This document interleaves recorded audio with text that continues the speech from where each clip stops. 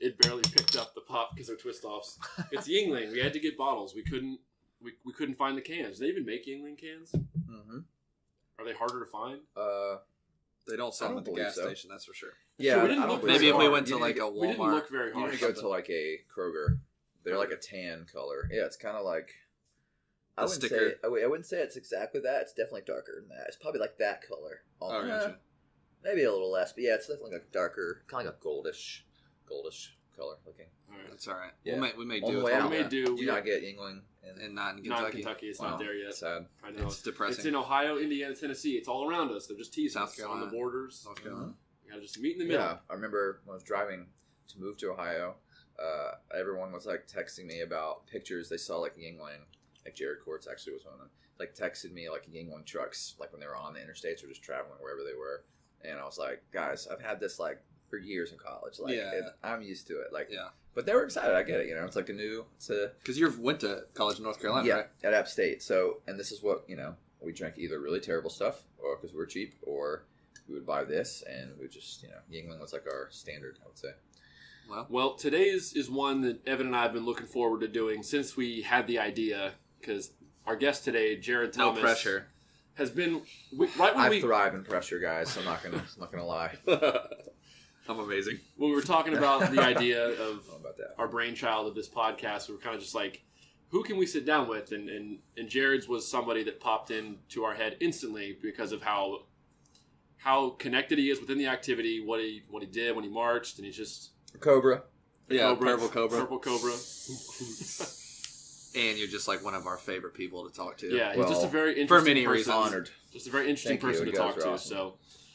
So welcome everyone. This is the Aged Out Podcast. I'm one of your hosts, Mike Fantini, and here with me, as always, is Evan Worrell, along with Jared Hampton Thomas. Jared Hampton quiet. Thomas. I heard you. Did you? Jared Hampton Thomas. I feel like there should be like the third after that or something. Yeah, I was wondering, should I scream? Like, is this pretty good volume? No, you're good. It's fine. Okay. I'm watching the feed right here. We're fine. Yeah. So, I met Jared. I think one of the first times I ever met you was me auditioning at 2010. For sure. And you were just there because you were hanging out and... Taking video. Trolling. And... The normal. Professional troll. Yeah. Well, I don't remember what weekend it was at the end of the weekend, but you're just in my face and you're like, "Are you scared?" And I was like, "Yeah, dude, that's scared." The video. And you're like, "Yeah, I would be scared. It's so fast." Because we were playing the openers like 2:38, 2:36 or whatever. Yeah. And then there's Japan on top and Jared Courts on 2, and they have the split singles. And like they missed the first one. He's like, "Oh." Yeah, I was putting a little pressure on him, I mean, Jared's great because he calls a spade a spade. Yeah. He doesn't hold anything back from what he thinks about whatever. But that was like one of my first encounters, him videotaping me from like 6 inches away. Well, I mean, while we all play the opener like, terribly who's this dirty. guy with a camera in my face? Like, well, you kind of walk into the room and you see and hear these notes that are happening that are game changing and the fastest, most dense amount of notes you've ever heard in your life. And I was pretty notorious for documenting video a lot when I was marching at X and among other places. So. Yeah, so I like to document it. That's my thing. So it's funny to go back on it and look at it. Oh, it's still on YouTube, by the way. The link can be hard to find, but it's basically like a 2010 Rhythm X, like early preseason something. There's one for 2011 too. Which was yeah, funny, we like called it like the Tainted Brown Stars or something like that. Yeah, we gotta be creative. We're working on that. So before we dive into the nitty gritty on this one, let's introduce yourself. You don't need to give us like your entire evolution through the activity. Just kind of tell everyone where you've marched and what years you marched there, and then we'll just kind of dive into what we want to dive into here. Yeah, well, just getting into drum corps 2003, 2004, Carolina Crown, and then from there I ended up at Bluecoats 2005 and 6, and we're aged out, and then indoor Rhythm X from 04 to 07, so 4 years there.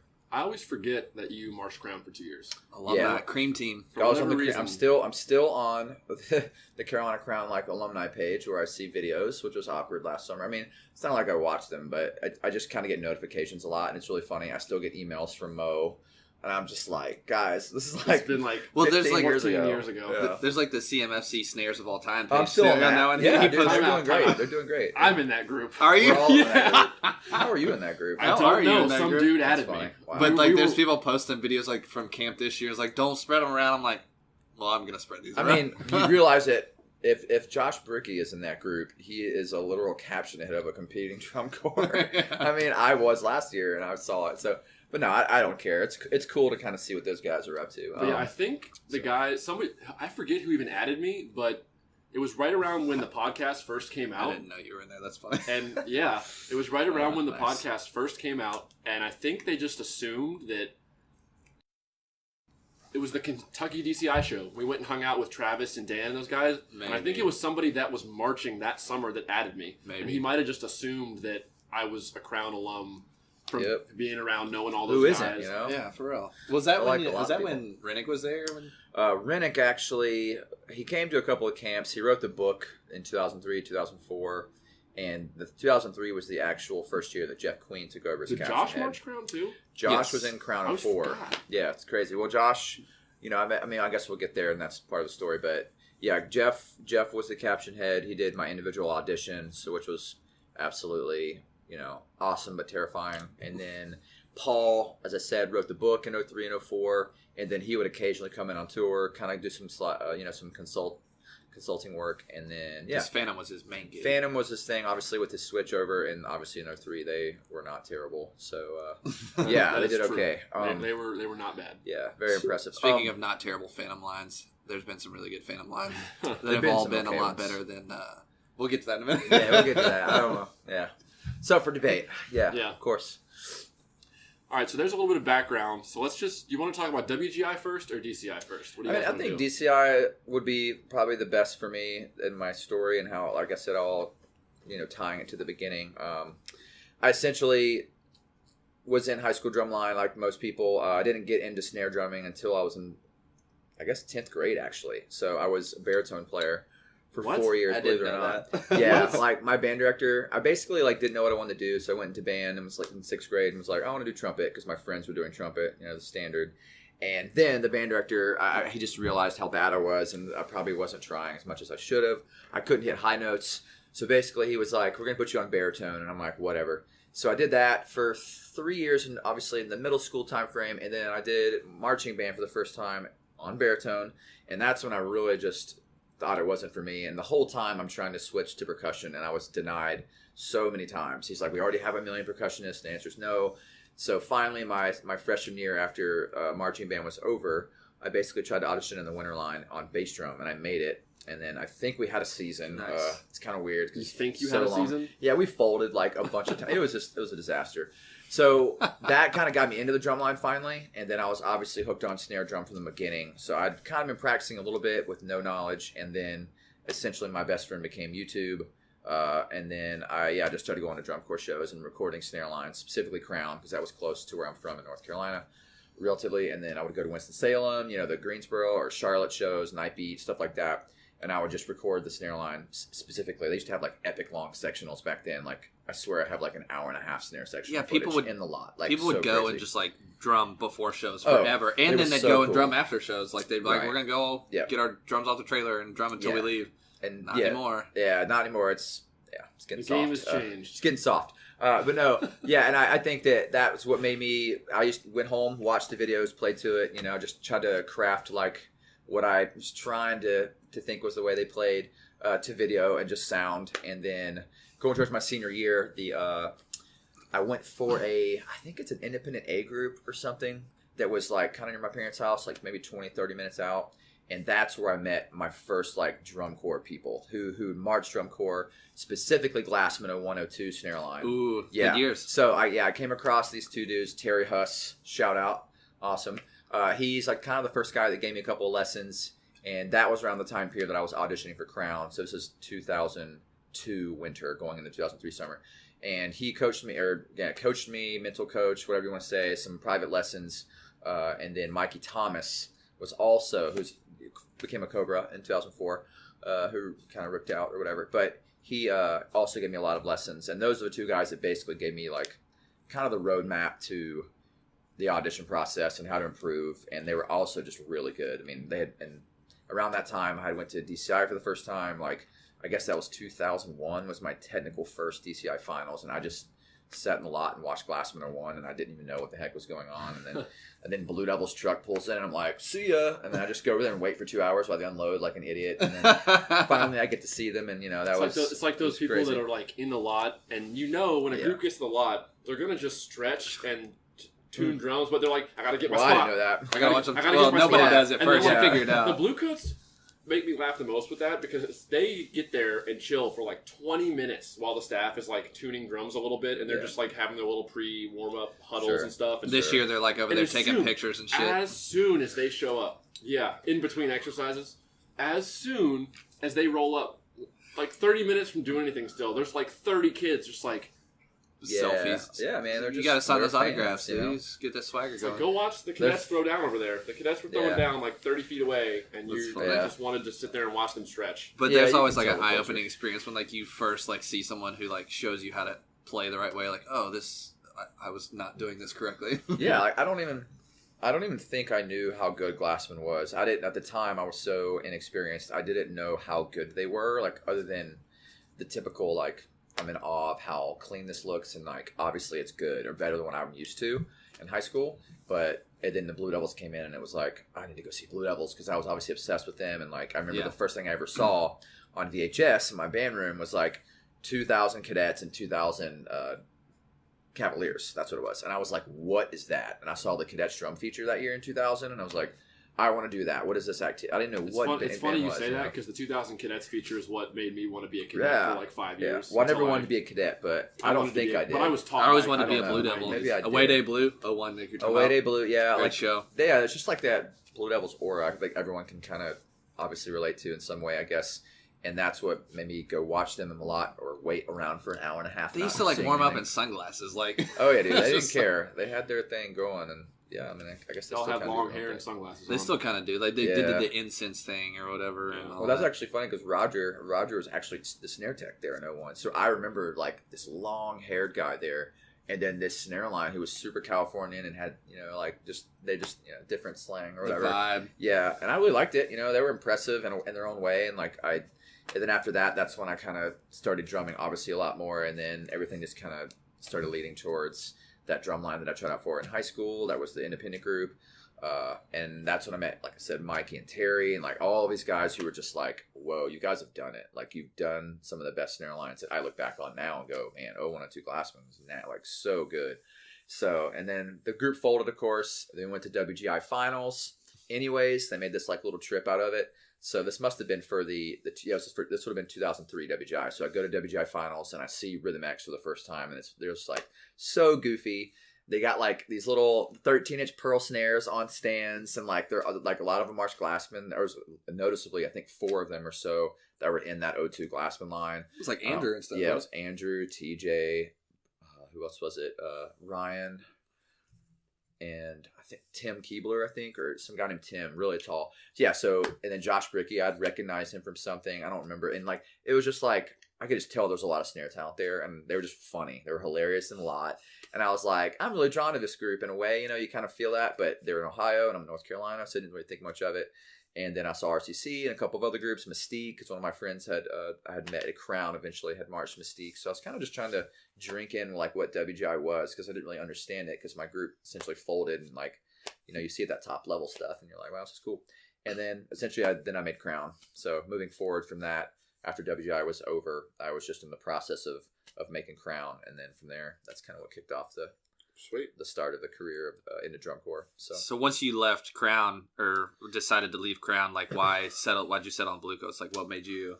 Well, it all revolves around Rhythm X essentially. Like once I got into X, I think that it just propelled my drumming in a different way. Like Crown gave me a lot of fundamentals and made me way better, because I was terrible and I didn't think, you just start to realize you're not as good as you thought you were, or like, coming where you're from. And so Crown just kind of, beat me up a little bit, put me in my place, I would say. And then, when you have Jeff Queen playing on your drum perfectly every day, it's kind of like, cool, man. Well, that's awesome. I suck. But no, and, it was just a couple of things with that. And then as I marched through the Mex more, I developed a lot of great relationships. And, after 04 Crown, I wasn't really excited about doing drum corps again. It was kind of just like a weird scenario where like there was a staff change that was kind of happening, and I just didn't really know the staff really well, and I wasn't really comfortable going out there. Like, I didn't want to like, I don't want to say waste a summer, but I didn't want to go out there and like without getting some experience with them. And Yeah. so I just decided to kind of take that summer off, and then Josh and some other people have been talking about going out to Bluecoats because Erin Riggleman, who was a Cobra or marched for the Mexican airline, she was the section leader at Bluecoats. So and funny enough, in like at 04 Rhythm X when I auditioned there, it was like disastrous. Like I was surrounded by I think 5 of the. So there were 7 that made it in 04, and 5 of them, I believed, had tapped off their drum course in airlines the previous summer. So it was like 5 incredibly experienced people, and then like Josh, who was really good and trained great, and then me, this like Southern boy from North Carolina who played with way too much arm and, doesn't know anything. My vocabulary was, I would say, still limited at the time. So yeah, we just kind of met Aaron, and conversations just kind of kept going, and it was like the whole Bluecoats hype was kind of coming up with Mike McIntosh, and and me and Josh were like becoming really good friends at the time, and I was like, man, I think that would be great. So we both kind of last minute were talking about trying to see if we could audition. So we emailed Mike, and he was really, really cool, and he was like, yeah, guys, come out. We're trying to make decisions really soon. And then Josh ended up going out to that camp in like maybe in January or February. It was pretty late at the time. Yeah. And then I didn't go. And then Josh gets a contract. And I'm like, oh. So I basically just wrote it off. Like I wasn't going to be able to go now. I can't remember why I didn't go. It's probably something stupid like a girlfriend or just making dumb choices. So something stupid. Yeah, something dumb. And I was just like, I'm not going to go. And I don't know. It could have been money too. I'm not really certain at the time. But eventually I joked with Josh, and I was like, "Hey man, let me know if they cut someone, and I'll see if I can like audition for the spot or whatever." And he kept giving me like crap about it. He's like, "Dude, someone's gonna quit." And I'm like, "No one's gonna quit. Like, who quit this airline? Like back in the day, I guess that's not really true. There were people that quit when I was there. Yeah. So, anyways, I guess fake news. It's fake news for sure. I definitely say that, and I just vividly had a memory of my first year at Crown with like 2 people literally quitting. Or like getting hurt or something. So anyways, so move-ins comes around, and it's probably the Bluecoats used to do, they kind of still come in a little early, I think, but we used to go to Mike McIntosh's house for like a week or so before move-ins, which was super sweet. It was cool. Just real fun. We would drum and just, it was pretty chill. And Josh calls me like 3 days before their move-ins, and he was like, Ree, and he'd call me Ree because my drum corps name is Ree. And he was like, I was just like, no. As soon as he said my name, I was like, no. Because I knew immediately what he was going to be saying. And he was like, Ree, you're coming. I'm like, no, I'm not. You're joking. So I thought they were joking for the longest time on this phone. And then all of a sudden, Mike McIntosh gets on the phone. He's like, Jared, what's up? This is Mike McIntosh. I'm like, no, it's not. He's like, yeah, it is. He's like, you want to come play some sweet beats this summer? And I was like, I'll be there in 3 days. And that was it. Like I just showed up, and I think it was just kind of meant to be, So it basically just stemmed from friendships and just kind of liking the style that Bluecoats was heading in that direction with Mike's beats, and you just kind of knew at the time that this was something that was kind of cool and different. The making of like yeah. And with the Rhythm X connection, we knew that we kind of had this thing, maybe we didn't talk about it openly at the beginning, but I feel like we all kind of knew that it would be cool to have this connection there where we could just start funneling in people and like get good dudes to go out there, or like people that we know. And then, I don't know, maybe it would carry over to Rhythm X a little bit.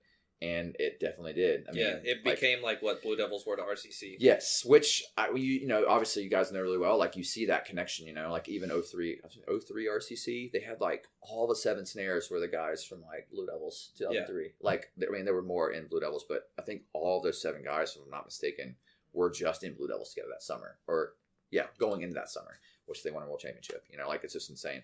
So that's basically how it happened. And then I just kind of got lucky. I got like a phone call. A guy quit in the snare line, and it was actually the section leader. Yeah, the section leader quit for whatever reason. Was he already at Mac's house for like early? Oh yeah, he just like something pissed him off, and No, I don't really know. I can't get into the details. I don't really know. I just know that something happened, and he had to leave. And Josh Brickey was like, I know a guy, and they wanted to obviously bring in someone who just could hang. Experience, and I at least had experience at the time. So I came in and like I jumped right in. It was so awkward because I I'll never forget the first experience. Like walk in there to Rio Grande, which is, man, the school's like, or like the building that we slept in is on top of this huge hill. So every day at the end, you had to like walk up it. It was just miserable. But I walk up to the snare sectional. They're all on stange. So that's a good sign for me at the time because I'm used to the Rhythm X the way back then.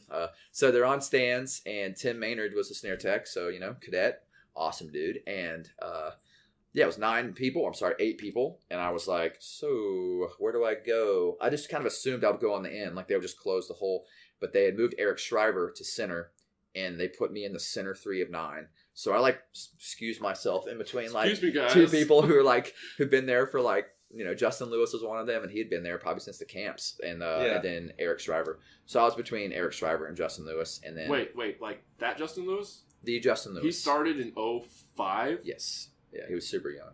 5, 6, 7. So I guess 4 years isn't that bad. I thought for whatever reason. Yeah. He was great. He was super young, but he was talented.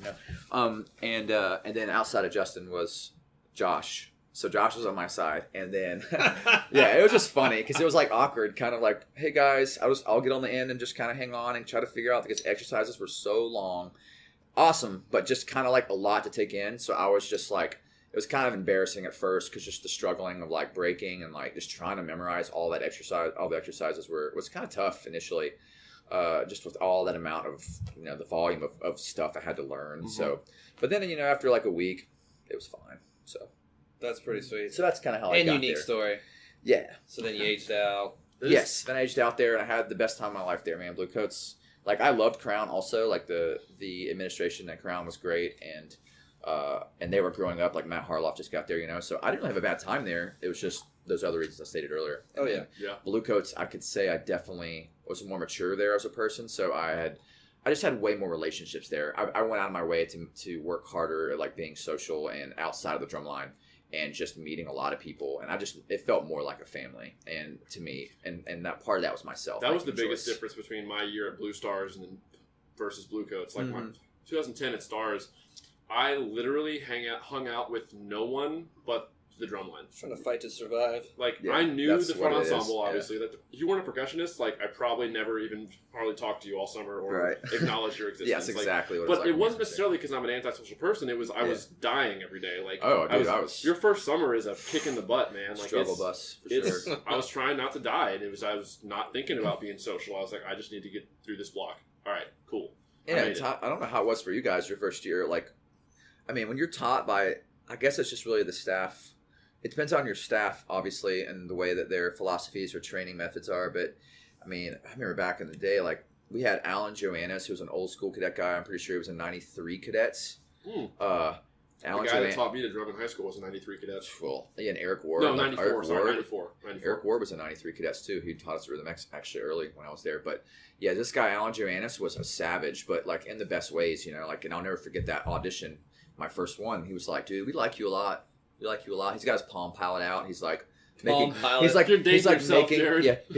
notes to your face, like shaking his head right in front of you as you play, and you're like, oh my, you just feel so terrible. And he's like, man, we like you, dude, but if you can't come back and play grids forwards and backwards and off the left, we're gonna cut your ass. And I was like, okay. And that's when I went home, and I don't know to this day if I've ever practiced so much in such a small amount of time. Like, and it was just the best thing I needed, though. You don't come back with the A, B, and C figured out. You're out of here. Basically, he gave me the ultimatum, and I think he knew what that would do to me. And then I had to do that for basically 5 months straight before I got a contract. It was like incredibly stressful, but I wasn't good. I wasn't good enough at the time, so I think it was what I needed. But yeah, so those type of guys being on your staff, that can kind of shape your experience your first year so much, and I think that's why it was so like kind of intense. And they knew we were young, and they were like, they were beating us up and like making us do the things that we need. And then you're just hanging on, man. And like, like you don't want to be the worst one. You don't want to like struggle. But it kind of just happens. Like you have to get through it. I was lucky too. My first summer, Joel Hilbert is probably still the best snare tech I've ever had. Oh yeah, it's a Cobra. Like Joel was just Joel took 9 dudes that year who were all bad at snare drum. Yeah. Like, sorry if any of you other 8 are out there listening to this. We were all really bad. Sorry, they were probably bad. Yeah, we were all really definitely bad. We were bad. No, we had an extra block. It was optional for the staff in move-ins after snack. So like it was like an hour like option block they called it. And so we had snare subs like inside on stands working on rudiments. We literally broke down paradiddles because we were all so bad at paradiddles. And Tom Monks writes a lot of paradiddles, so like, he writes a few. That can't be something you're bad at to play his book. So we broke down just like the typical like just paradiddle breakdown as a Division I drum corps snare line because we were that bad and experienced. Fine to me. I'm glad that you said Division I. What? Division I. Gotta clarify. People don't do it enough, probably. No. Joel, seriously, after like day 4, Joel was like, all right, you guys are it. really bad at paradiddles, and we play 1,000,000 of them, so we're just going to work on that for like 3 days straight. For sure. Okay. I was very fortunate with who like took my drum corps V card, basically. Right. My first year, I didn't even know like what was going on. Like, I was actually pretty well versed as far as like rudimental vocabulary coming out of high school because like I had one of those. You're talking about Eric Ward. Yeah. Like Eric Ward went to college with the guy who taught me at Moorhead. So they were all on the same drum line for like 3 years together at Moorhead, and they just like all did the same things. And so like I was pretty well versed, but like I didn't know how hard it was. So I was kind of just like blissfully ignorant. Like I was like, yeah, this is hard, but like I didn't know that it was like that just hard. To you, it's just drum like corps. it's just hard. Good like, for you. So like I just want to cry every night. Like I'm hurting so bad. Everything hurts. So like 09 Crown, like my first year, and like the show was super challenging. But I was like, I guess this is just how they always are. Like I don't know. Yeah, that was really physical. It was a very physical. But show. the other guys were like, this is so hard. And I was like, I guess, yeah. That's how Blue Stars was. I remember getting to Rhythm X auditions in 2011 and like seeing Travis again, who I'd marched that summer with, and like meeting Dan Shack and Tom and all those other guys from that winter. And I remember Dan Shack won like the first or second audition. Was like, man, you guys ran your butts off all summer. I was like, what do you mean? Like it was the same deal. Our drill was really hard, but I didn't know. I just thought that was drum corps, and everyone was doing that. And so I finally, after he told me that, went back with Evan actually and watched the finals DVD and watched like Cabby's show or any other you could think of in the top 12. Watch their show. And you're watching them just like, oh, do-do-do, we're just going to go over here and then go over there. And then you watch like our show or you watch Crown in 09, like Evan was saying, and like, oh, we're over here, like, now we're freaking all the way across the field. Like, we just watch us run around the freaking football field. And design, man. It's all about design. Sometimes. I think that it's just very apparent that there are certain drill writers who love to do that. And then when you put, especially Crown, I mean, when you look at the type of books they have to play, not just drumline, but the horn line. I mean, Lord, like they're just crushing the horn line game right now. And they're executing really well. And they're also just doing insane drill at times. And I think that's just, it could be a product of that, the part of that design and how they do their shows. I mean, it's pretty consistent with how they do things, and I think it's cool that sets them apart in a different way in that category. Every group kind of has like their thing. Like, they do like you go watch BD, and they're gonna move immaculately, but they're also not gonna move a whole lot. They move very well. In fact, they move the best. They definitely move the best, and I had a former student who was just aged out in Blue Devils, and just seeing him move at Rhythm X last year when I was teaching there, like you can just totally see the difference in the training and the thought process, and I think it's impressive. And luckily, he works for us at Lebanon now, and man, he gets to run the visual program, and we got second in visual in our circuit last year, I believe, and the year before. So it's just crazy to just to kind of get the differences of approaches. And you kind of understand it, and then you get to make a decision on if you like it or agree with it, and then you apply it. Speaking of BD, can we talk for a second about that quad cam? Mm-hmm. I haven't seen all of it from this past summer. Yeah, is it a full run through? It's a full run through. Okay, from finals week. I don't think their quad line marched and played faster than 120. Except like 3 times in the entire 11 and a half. Maybe like show. a total of like a minute. A minute of the time was marching and playing faster than. Because they do a lot of halftime. Yeah, because the tempos were like really hot, like really fast, like over 200. So they're just like marching like 110. Yeah. Doing. He also didn't move and play with his quads on till like the 3.5 minute mark of his show. Yeah, because the beginning wasn't the They beginning. all with snare 15 drums snares. start. Yeah, it and took that was a big cool, risk but with like that that drill wasn't hard. And they win. Yeah. What are your thoughts on this, Jared? I think that are they just playing the game better than everybody else, essentially? Well, I think the Blue Devils are in my opinion, the best at the DCI game, but they also execute at the highest levels. And I in agree a lot with of that. ways. I 100% agree with that. I think that, I don't know, because I'm not a DCI judge, and nor do I ever want to be.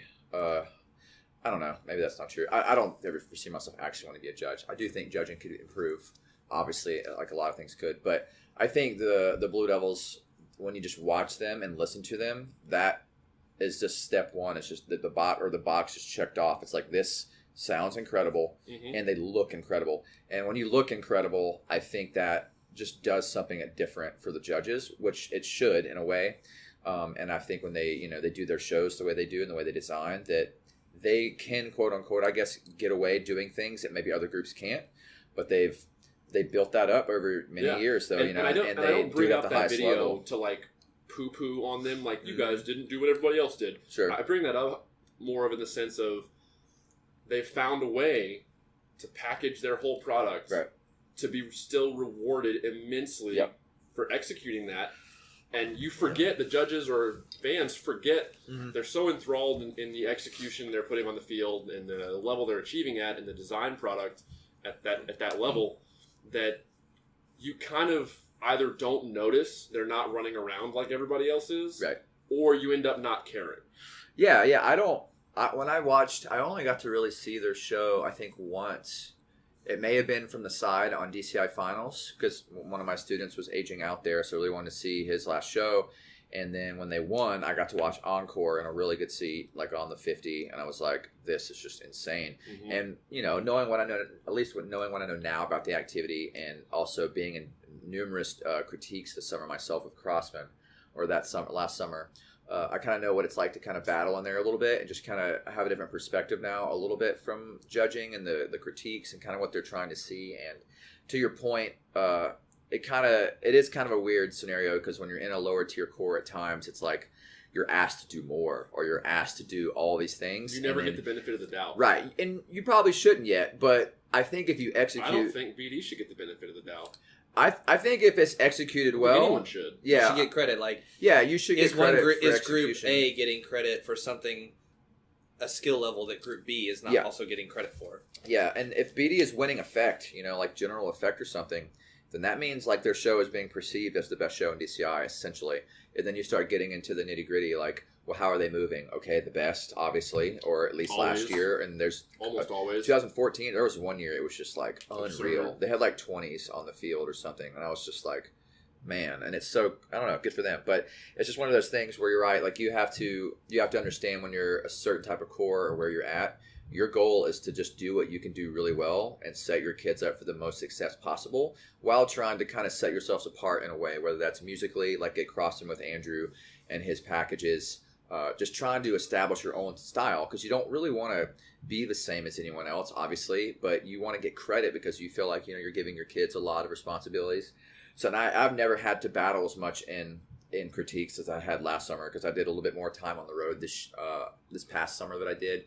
And I had to go into several critiques and just try to convince these guys that what we were doing in some spots they were missing. And, it was pretty cool, because a lot of them are very receptive. And then, then I would leave tour for 3 weeks and I wouldn't really know what was going on necessarily. Or, I would keep in touch with Josh about stuff. But it's hard battle, man. And, Blue Devils have been there. They've not always been at the top, and they've worked their way up there. And I think that every year there's a lot of criticism about them, and people love, you either love or hate them, and people love to hate who wins. Yes, and they love to hate people love who an win, underdog. They want to see the dominant one be dethroned. That's why when Phantom won in 2008, the crowd was like throwing babies onto the field. And their show was great. Yeah, sure. But I like it. Hadn't happened. Yeah, in a while.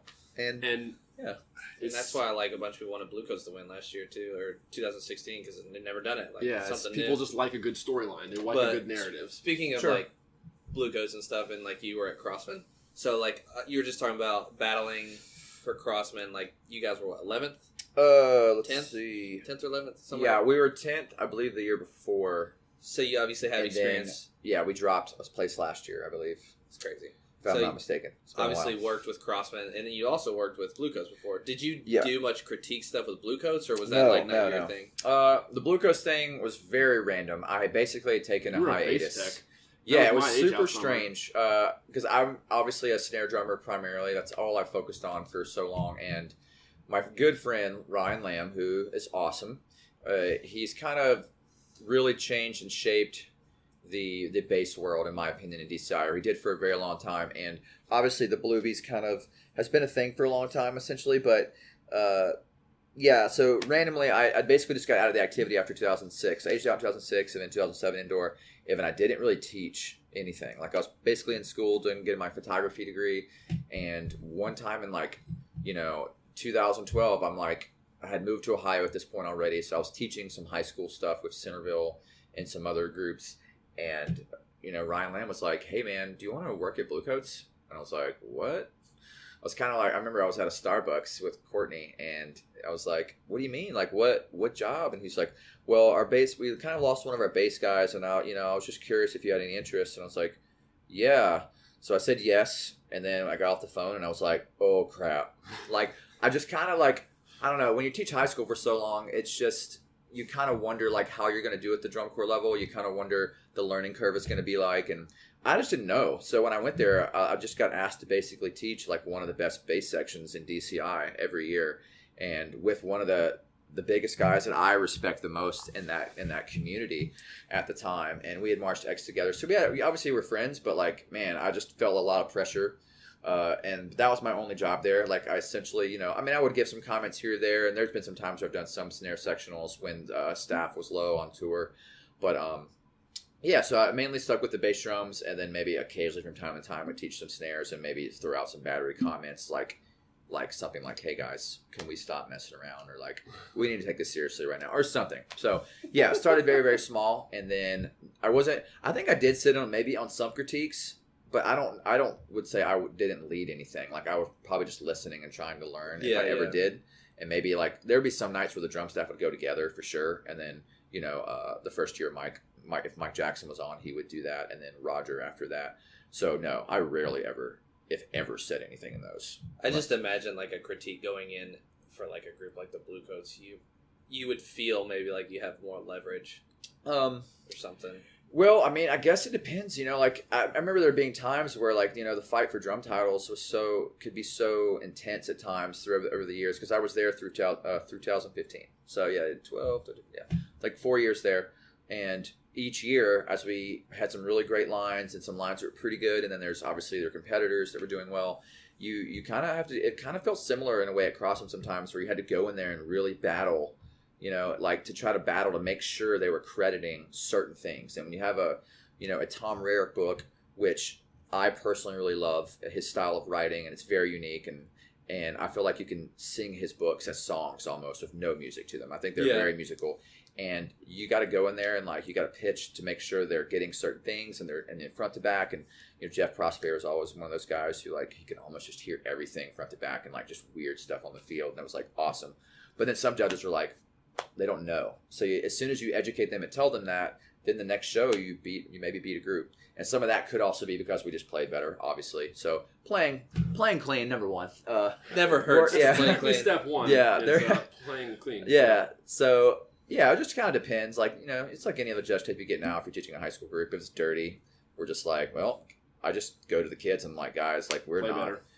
This is unacceptable. Yeah, if it's dirty, you don't really have a leg to stand on. Yeah. I think they did a pretty good job of being pretty humble in terms of that. It wasn't we played bad there.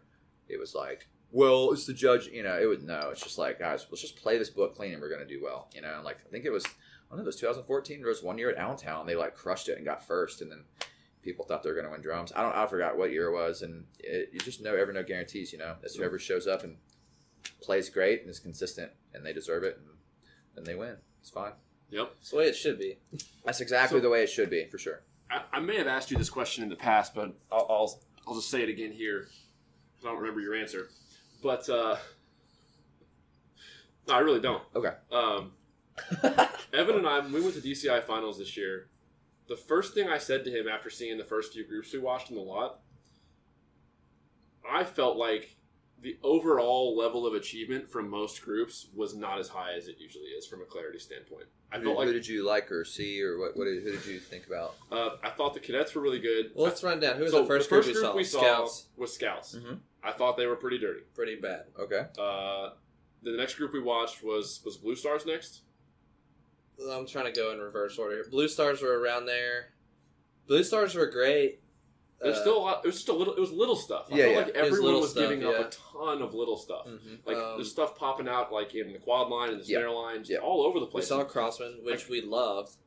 Thank you. The book, well, no, seriously. I mean, I've told Josh, and obviously you guys are good friends, but like, I felt like the book maybe could have been harder for the kids that you had, but they definitely like played it well, and it was balanced and like played some crispy tap fives. they That's played for sure. some crispy tap fives. Crispy tap fives, baby. But It's they all were, good. I mean, it was clean though. Other groups I felt like were trying to do too much. Like Phantom, I felt like was trying to do way too much, and it was just I mean, I guess sinfully dirty, except for their baseline. Yeah, Phantom Baseline was real good. definitely had a lot of notes. I didn't really it was get to hard. Their show was just Yeah, hard. it was really hard. Really I didn't hard. get to see them a lot, honestly, but I did see them from the stands at a show one time at like one of those, I don't know if it was championship performances or like the Tour of Champions, or it was some show where we went on early and for some reason we were there, and then we got to see like a lot of the top groups, and I went in and watched Phantom and a couple other groups, and I just remember Phantom playing really fast and for long periods of time, and I was like, wow, that's hard. That pretty much sums it up. Yeah, it looked real physical. I was not on the Boston hype train. Not sold yet. I Like, didn't they see were, that. I didn't they really- I were didn't get to they were a see lot them. better. I wasn't. I was. There was just I didn't get to see them, First so. of all, the their drum drums tuning was terrible. The snare drums sounded awful. They were, like, What did you not like about reefed it? on the They were high so end. cranked. The tops Like, were they're reefed high. and the bottoms were low. cranked. I was like, those can't feel. Like I just heard it, and I was like, there's no way that's comfortable. What kind of what drums were they? Were they like, Yamaha and Remos. Yeah. Were they Yamahas? I mean, Bluecoats make Yamaha sound pretty good. Yeah. Depending on times. They Bluecoats have made Yamaha drums sound good. Like 2012, they sounded good. Ever since then, I feel like they have slowly Say it. declined. Slowly declined in We're not holding sound. anything back here. That's the point What of do this you not like podcast. about? What do you not like about it? They're low and they're wet. They're too wet and too low. Low bottoms, So it's just wet like guts. low for your like taste. Like you would never, you personally wouldn't tune that way. Yeah, like I don't think it sounds like a marching snare drum. Like I wanted to hear it in my head. Like I think how they're it should. so low, and I that think it might it make like it hard hides for dirt, Yeah. Okay. that which maybe too, is what but- they're going for. I think they're just so low to a point that maybe the members of the snare line can't effectively hear. It's not crisp articulation. enough to hear articulation well enough to play clean together all the time. I really don't know. I mean, have you asked anyone in the? I mean, just have you spoken with anyone who has a different like perspective on the sound, like being a player in the line? I mean, we've talked to Aaron Bailey about it, Yeah, who was the center in 2016 and marched 15 as well. I Right. think. Yeah, and he basically said, yeah, they're pretty low, and it did make So, it hard to hear sometimes. To his hearing, it was also difficult. yeah. Yeah. I mean, I mean, I know they have like I don't know. I can't speak a ton on it because I don't know the 100% philosophy. Yeah. I know that they really, and I can understand this, they really truly appreciate trying to get a true tone out of the drum in their mind. Like, Yeah. so Yeah, not sure. trying, like there are a lot of groups who try to like put so much tape on the bottom and like they try to dry out the sound a lot or do whatever you want. And I think that that's just a way that when they hear a snare drums, it's just a sound that they prefer from like the way they tune out out west. And obviously, some things people they do do. things to also, I don't know, benefit the overall package. Like not just like what it sounds like in the lot, but like what it Yeah, sounds like in the exactly. dome with the core. And I get that, Dude, but and dude, I'm glad you brought that up because that's something I learned I learned it at Crossman for sure, but I like how Josh tunes snare drums, and Josh is always making adjustments if he needs to. Like he's never just set them one way. Like he'll try something, he'll get some feedback from some people he thinks is very trustworthy or like someone opinion who he really respects, and then he'll make small adjustments. He does it all the time at X, and he gets a real crispy sound that I personally enjoy. But we were talking about bass heads. Like bass heads are the biggest thing. Yeah. It's one of the things that Bluecoats, a lot of people loved it. Like in the lot, the bass drum tuning at Bluecoats is so like enjoyable for a lot of people. Like you hear the pitches really well, and usually it's DADFA, right? So it's just D, D, F sharp A. But then some years we try to take them up a half step, and then you just pull heads like crazy. Especially number 3, it's just like the worst. I think that was a 24 or something. But yeah, it was just like that head would always pull on that like E flat or whatever it was. But anyways, whatever that tuning scheme would be. But there are a lot of people who try to make arguments that like I think it was column and nut. Column and nut is all about, I think, the thinner ply bass head that really projects really loud.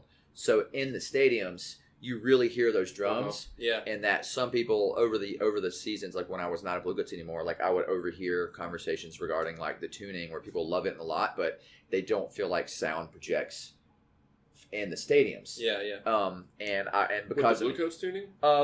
Yeah, well, specifically, some people would say that. Others could be just groups who do the same tuning scheme. It's also the muffling scheme as well, like how much foam you have sticking out past the shell, how much is touching the head. So some people believe in like putting the foam on the outside of the head that kind of looks terrible in some people's opinions or whatever. Like I think it kind of looks like trash, but I mean, cadets go out there or those drum lines go out there and they play with super loud projection bass drums.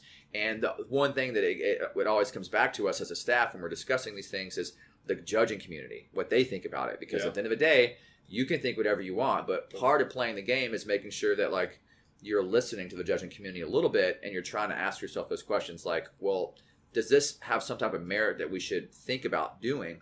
And I think, you know, when you get locked into your tuning scheme, like especially bass drum tuning, which can be so specific, and when you have it, it can sound so good, like at Bluecoats for so long.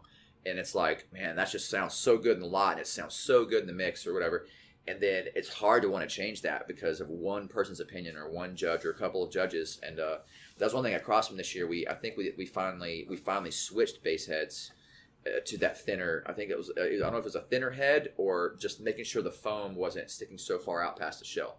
So, and the idea was that just bass projection, you know, trying to get the bass sound to cut through more. And so I'm not saying I don't agree with like the old school way of doing it. I just feel like it's something worth having a discussion over if you're constantly getting feedback on a tape saying that your bass drums aren't projecting in box 2 or something.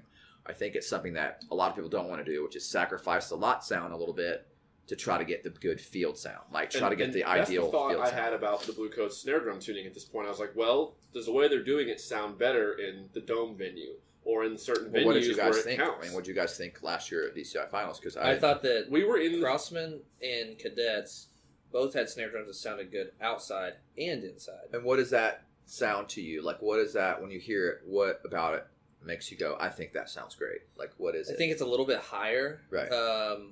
And like you can hear the snare resonance, but it's not choked off. Yeah, Like I there's felt a like fine line. I felt like when Boston's was super dry and like too short. Like the sound was too short. Like there was no resonance Yeah. in it. Like they had the patches on the bottom and they had the snares tight. Yeah. I don't know if we did patches, but there's one thing at Coates that we were also doing at Crossman for a while, which I loved, was that they were taking that like packaging tape and just kind of putting it just like a square piece across the gut. Like I think maybe over the snare guts on the, I forgot what side, and then maybe the other side equally, but it wasn't like a strip of tape that was coming directly across the bottom of the head, touching. It was just on It the was guts. sitting literally laying on the guts. Yeah, I remember and that. like in 2012 specifically, Yeah. and I remember they were trying a bunch of stuff like that, and I loved being there and seeing that because, you know, when you work with like Roger and Mike Jackson and like all these guys from California who are just killing it over there, and you get to like see the way they're doing things, it's like, it's definitely really awesome and like different to like, or just good to get that experience and kind of see that, because I think tuning is a thing you're always trying to like get better at and master, because there's so many scenarios like we're talking about, you know, like making the lot sound great, which is so cool. Your shows in Yeah. at night and and you guys know very much how well important the lot experience is now. Like the lot experience right now is a huge recruiting tool in a way, and what people, you know, the vibe that you give off, and like, I mean, other than just playing great, I think that there's a lot of kids in that today's society who are specifically drawn to certain groups just because of the way they look and the way, not just the way they drum, but just the way they, the demeanor, the way they carry themselves. Yeah, and YouTube is getting big, or is huge now, so like everything's being documented, and I think a lot of groups are taking that into account. You know, like they're taking into like, what type of exercises do we want to play, and why are we playing them? You know, things like that. So and it's just like you're so close. Like people have made the lot like its own show where when you're in the stadium, you're however many yards away from the performers on the field. Yeah. But it's you're very in personal. the lot, you're like sitting like 10 feet away from them. Yeah, it's super personal, and like just, you know, it's very fun, and I think it can do great things. And there are just some groups who have very different approaches with it. Like some groups don't look like they care about it. I mean, at Crossman, I think that we really just want to make sure the kids are set up to play great, and I wouldn't say we didn't care about the lot sequence in a way that like we're not trying to give off some type of demeanor that like makes people think we have some like crazy like vibe or something. I think we just wanted to be good at executing and having a great technique, a good sound, play the beats as good as we can, and then, you know, do some stuff in different forms, of course, for listening stuff to get the kids' ears kind of dialed in. But I think with Josh and I, since we're a little bit older, we were always fans of just like, you know, just trying to make them sound great and just look impressive, you know, so that all of our older friends could come around and be like, dude, they look great, or like that technique looks good, or that sound is awesome. And we for sure care less about like overly impressing groups or people in different ways. You just said the word impressing groups. Do you think that all of this increased importance on putting on a good show in the lot has led to an increased performance vibe, but this is a detail-oriented activity at the end of the day. Mm-hmm. So especially, well, obviously the whole thing is detail-oriented, but the more performance you get into it and all the extraneous motion that goes along with that, to that like badass vibe, I guess. Mm-hmm. Do you think people are not abandoning completely, but like sacrificing fundamentals and sacrificing like that detail-oriented approach you need to have to achieve at the highest level? Because as all of this flowiness has come into drumming, like I said, little stuff was flying everywhere. Right. Everyone's lot, more so than any year. I've been in a lot of DCI finals since I aged out, and this year more than any, little stuff was flying. And this is the year I've seen the most of that like swag performance vibe of like getting into it really, and all this body motion. And I don't mean choreographed body. I mean just you get into it and the aggression that goes along with that. And you look at groups, you had all these phenomenal lines like in the years you were marching, when it was much more of we're just going to be like military style, like not robots, but like we're trying to play perfect every single second. Exactly. Like that's all we cared about. But, and I'm not saying that's not what it is nowadays. Like to me, I think there's a lot of different influences on it now for all the reasons we were kind of talking about previously. And with the shows being so hard now in a different way, I feel like, I think some of the clarity could just be the kids not being as comfortable with the show as they could be. You know, like maybe that's because groups are adjusting their shows mid-season so much, or they're like putting on whole new closers, or like completely wiping out movements and rewriting, and not maybe giving the kids enough time to, I mean, I guess you have a lot of time in the summer regardless, but you know what I mean? Like, even like you said, like if you guys were hearing a lot of ticks and a lot this year or last summer, I mean, they had all summer to clean, and let's say they changed something 3 weeks before finals. You have every day, all day essentially to get better, you know, with shows here or there. And I don't know if it's enough time anymore with how hard these shows are getting potentially, or maybe the amount of notes they're playing. And then getting into like the styles, like some of these groups just kind of perform those ways. Like if you think about Blue Knights and their approach to the drum, it's kind of catered in that California West Coast style, I guess, if you will. And there's a lot of motion. There's a lot of, I don't know how you would, space. Yeah, there's definitely a lot of space, which I love. I love the space because we all know how hard space is to play clean. Kids can't play eighth notes together. Yeah, but they play triple rolls great sometimes. So yeah, some groups can do that. But yeah, I feel like it's just I don't know. It's hard because like Crossman, we just didn't do things like that in the lot necessarily. So all we cared about for us was getting these kids to play great and making sure their technique and their approach to every part was the same. And I think a lot of groups are trying to do that. And I think that unless you're a group that has mastered the style you're doing, I think it's the same type of problem. And then that's just up for debate on how people want to interpret, like, well, I don't like the way that looks or that type of motion or whatever. But I think it's all the same in a way. It's just that some things are going to be a little bit, probably definitely harder to clean for sure. Like, you know, minimal motion versus a ton of motion, like, that could just be inherently and that's in a way that could be more challenging. And I think that a lot of people just find it kind of cool, and it does set them apart in a cool way. And some people like it, and I think that's cool if you're a kid coming in a lot and you're just seeing a bunch of lines and you're like, wow, I like the way that group plays, and it's maybe Blue Knights, or if you go to Bluecoats and see a lot, or you know you got devs and cadets, and you have so many different variations of style. I think that's kind of cool. And then, I mean, their staffs are trained to kind of teach that approach, hopefully. And then you just get to be a fun critic, spectator, and just kind of get to be like, you know, you get to kind of compare it to how you teach. And I think that's part of that. The cool thing about this is everybody has all their different styles. Yeah. Nothing we ever talk about here is saying anyone's style or approach is wrong. Right. Everything we're doing is just saying, do we prefer like it? Food for thought, too. Exactly. We're just kind of... Because him and I have talked about this a lot with this. We don't want to ever take this podcast in a direction of attacking any specific groups. Right. Or, like, this one approach is wrong, and here's why. No, we're not doing that. Like, it's just looking at potential pros and cons of various ways of doing things is the end goal. I'm not smart enough to say one thing's for sure.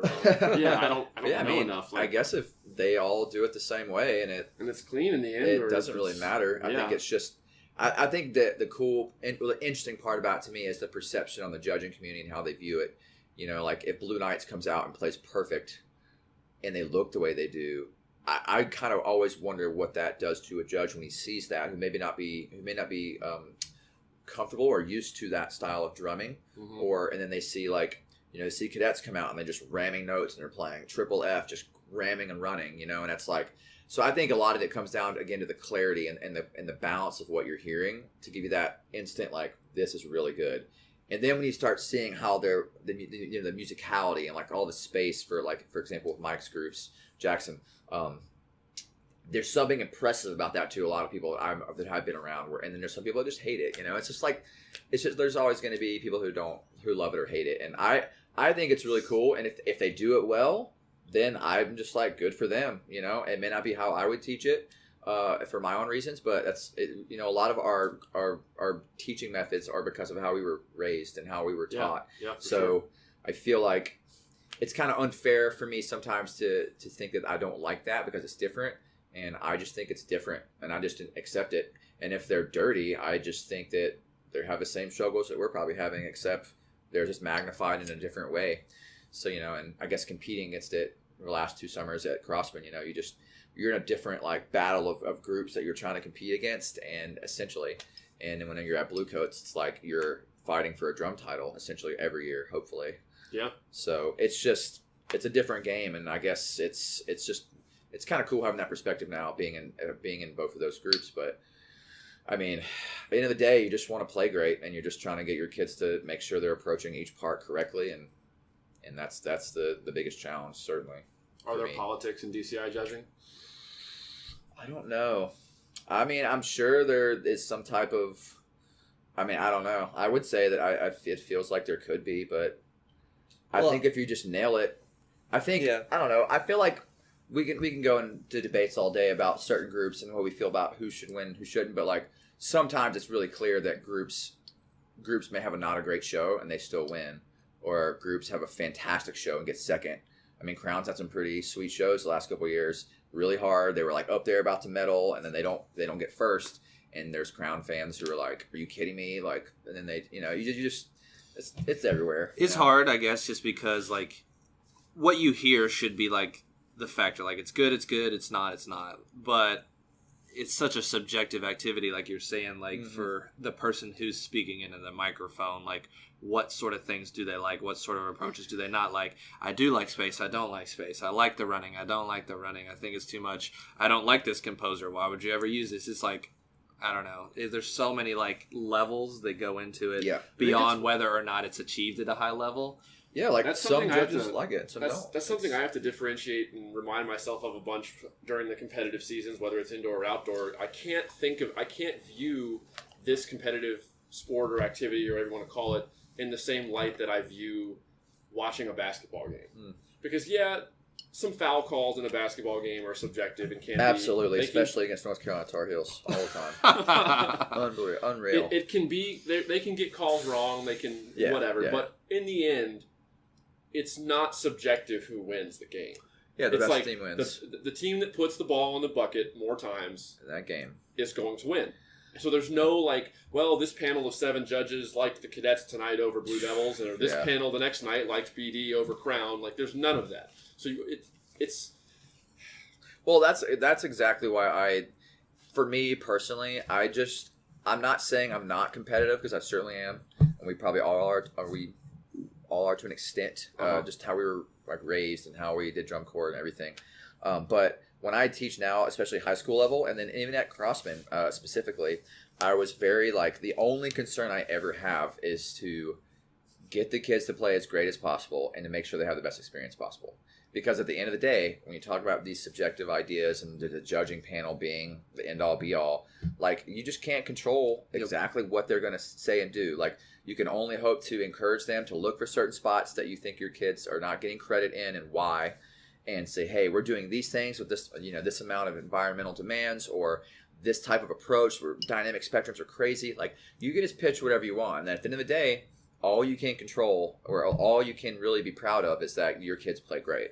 Yeah. And like, so when I teach and I'm part of any group, I just always try to remind people around me that, like, guys, like, let's just make the kids play great, teach our butts off. And if they do great, great. And if they don't, whatever, we're always gonna get respect. Like you guys, for example, like you said that you enjoyed what Crossman was doing. And then there's years that, you guys say this, like cadet, you saw cadets last year, and the lot played great. And like, you have all these opinions and like, that's great. You have a lot of knowledge.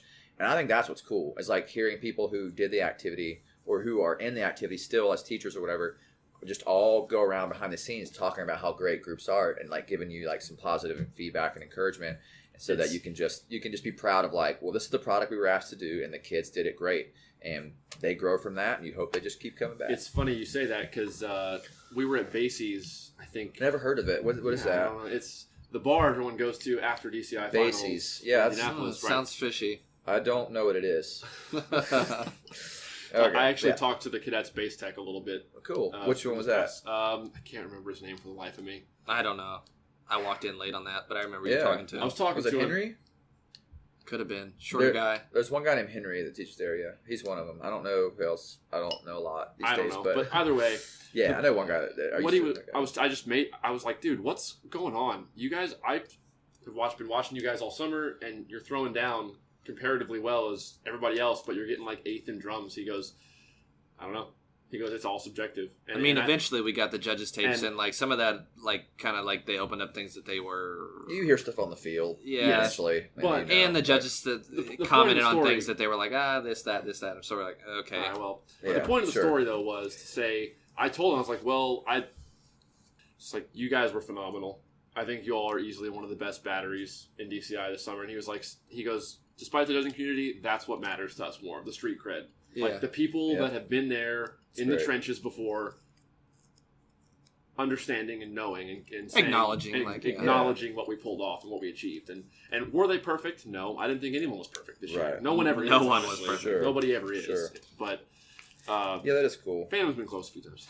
Well, and you also like once you get just people like just respecting what your kids are doing and putting out, and like they're getting a lot of credit from people that you respect. It's a great feeling for them because they put all that work in to that summer, and then you also just inspire a whole new generation of kids coming up. And I think any young kid who may be inexperienced, like we all once were, they may not know exactly how good something is yet, but they know what's cool kind of in their eyes. So like they could come up to our Crossman lot and be like, I like the way this sounds, and like I like the way they look, and their uniforms are cool. I don't know, it could be something black dumb. And red. Red's my favorite color. Yeah, but like and I tell like the kids at Crossman and and even at Lebanon and at X last year, it's like you guys have an opportunity every time when you go out there to drum to change someone's life. And that's what we did at some point. Mm-hmm. You probably had fans who like awkwardly stalked you or like send you messages asking about Crown and like what kind of snare heads do you guys use? What kind of sticks did you use? Like and it's cool because like I did that. I wasn't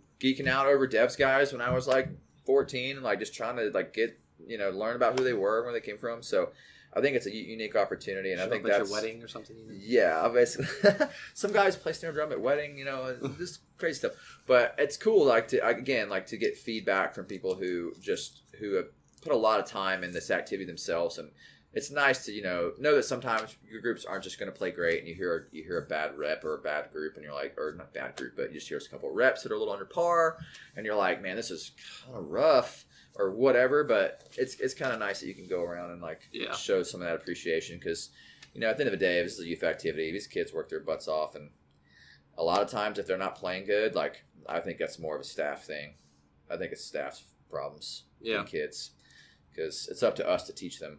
So if they're not playing great, we're not doing something right. That's kind of how I would get that. So you just got to work on it and try to figure out what that is. Let's switch to WGI. There's been some new players in the game recently. Broken City, Monarch had a never heard of them. Monarch came out of nowhere and got 7th this year. Is that Taha's group? Yeah.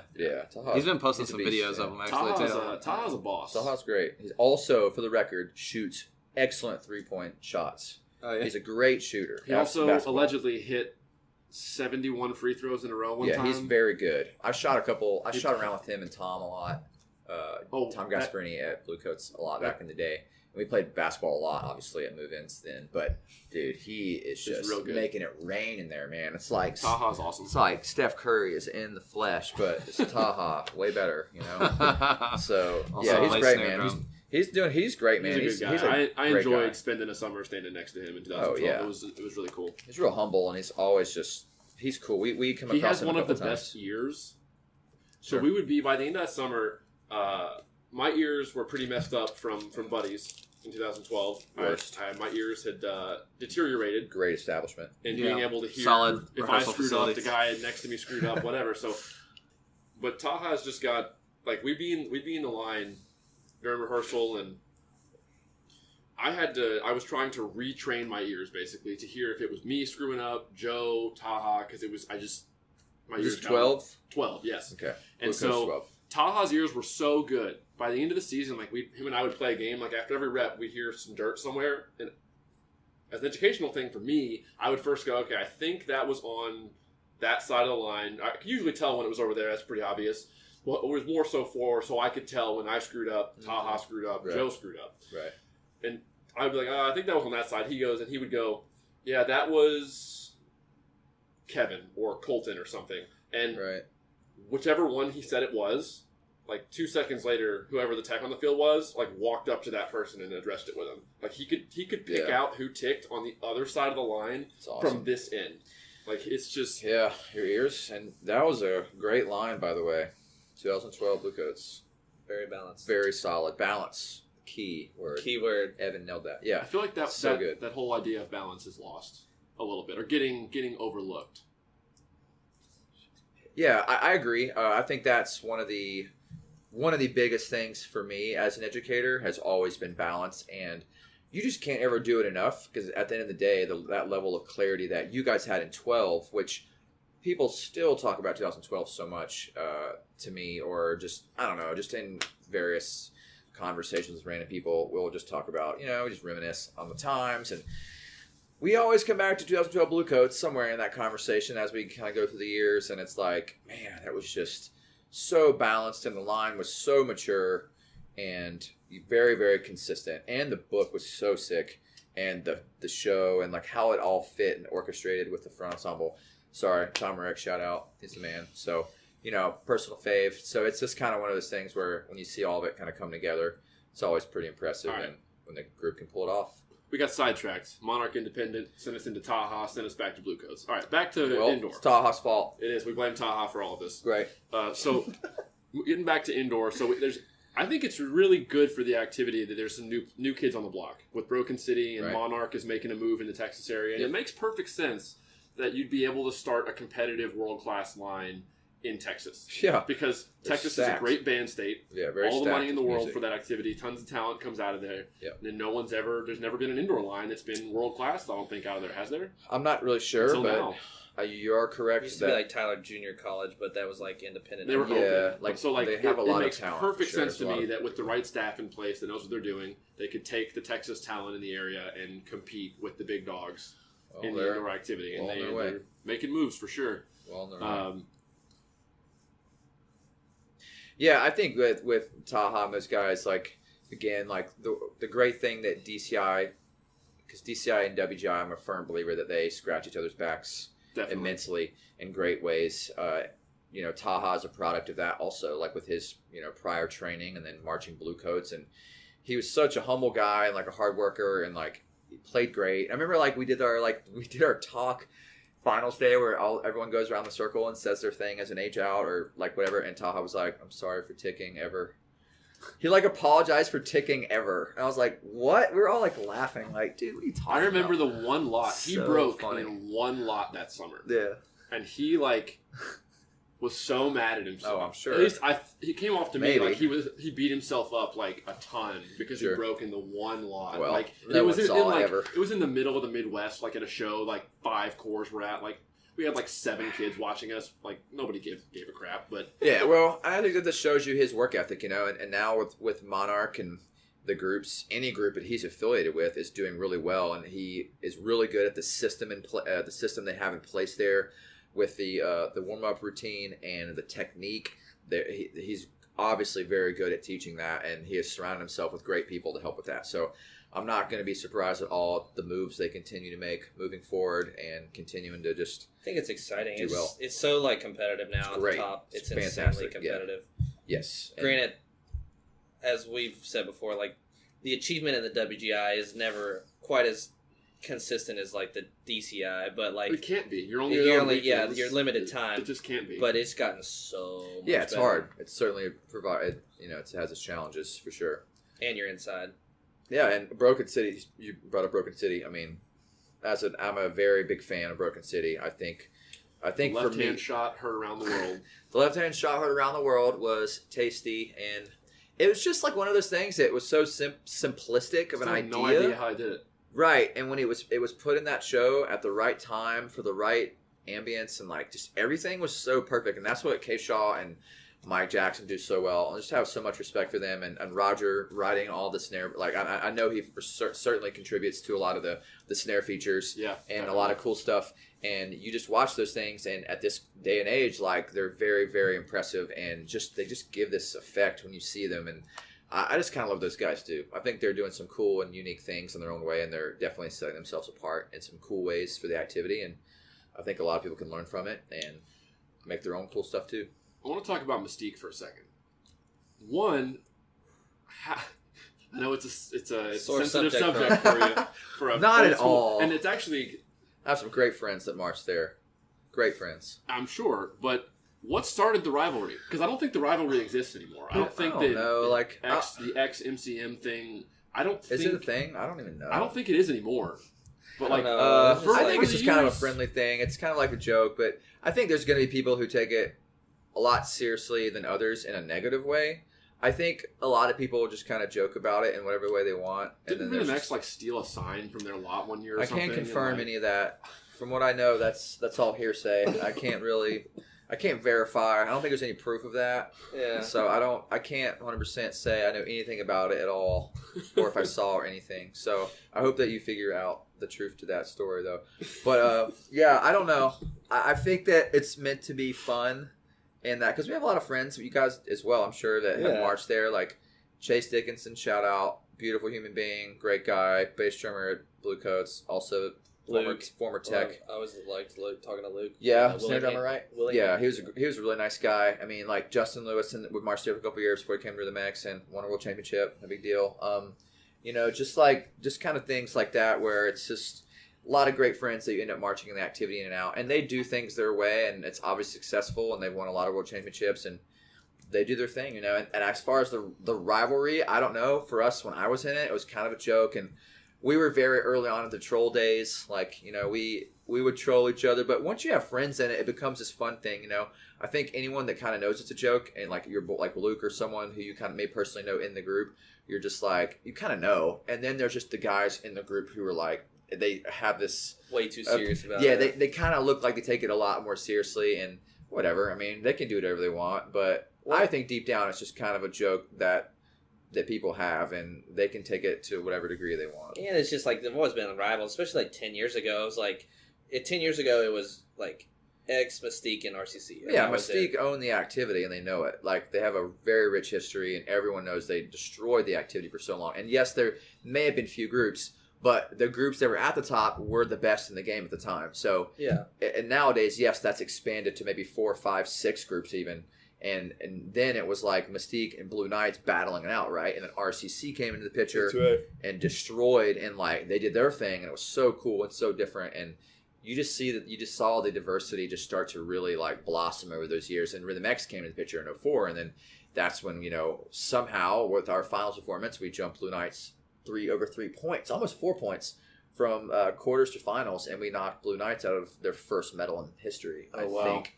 And that was a very historic thing. What happened to that group? Why did they fall off so much? I don't know, man. They're in left Colorado. Nobody goes there. I don't know. Well, how they get the talent in the first place anyway? Then, if they're in I just think legalize marijuana. Yeah, I don't know. It could be a lot of things. I think the shift, the shift of the activity can be so important sometimes with just how a group shows up and does something different. Like, look at California specifically, man. Like, they've blown up to so many different groups, and there's so many options and different styles even within those groups. Like, just seeing how RCC drums and then seeing how Pulse drums, and then you have Broken City. Like, it's crazy there. Like, I don't even know where I would want to go. Like, I'd have to think really, I'd have to put some thought into it because I kind of appreciate them all in different ways. Yeah. And, like, where would you go if you had to choose one of those three?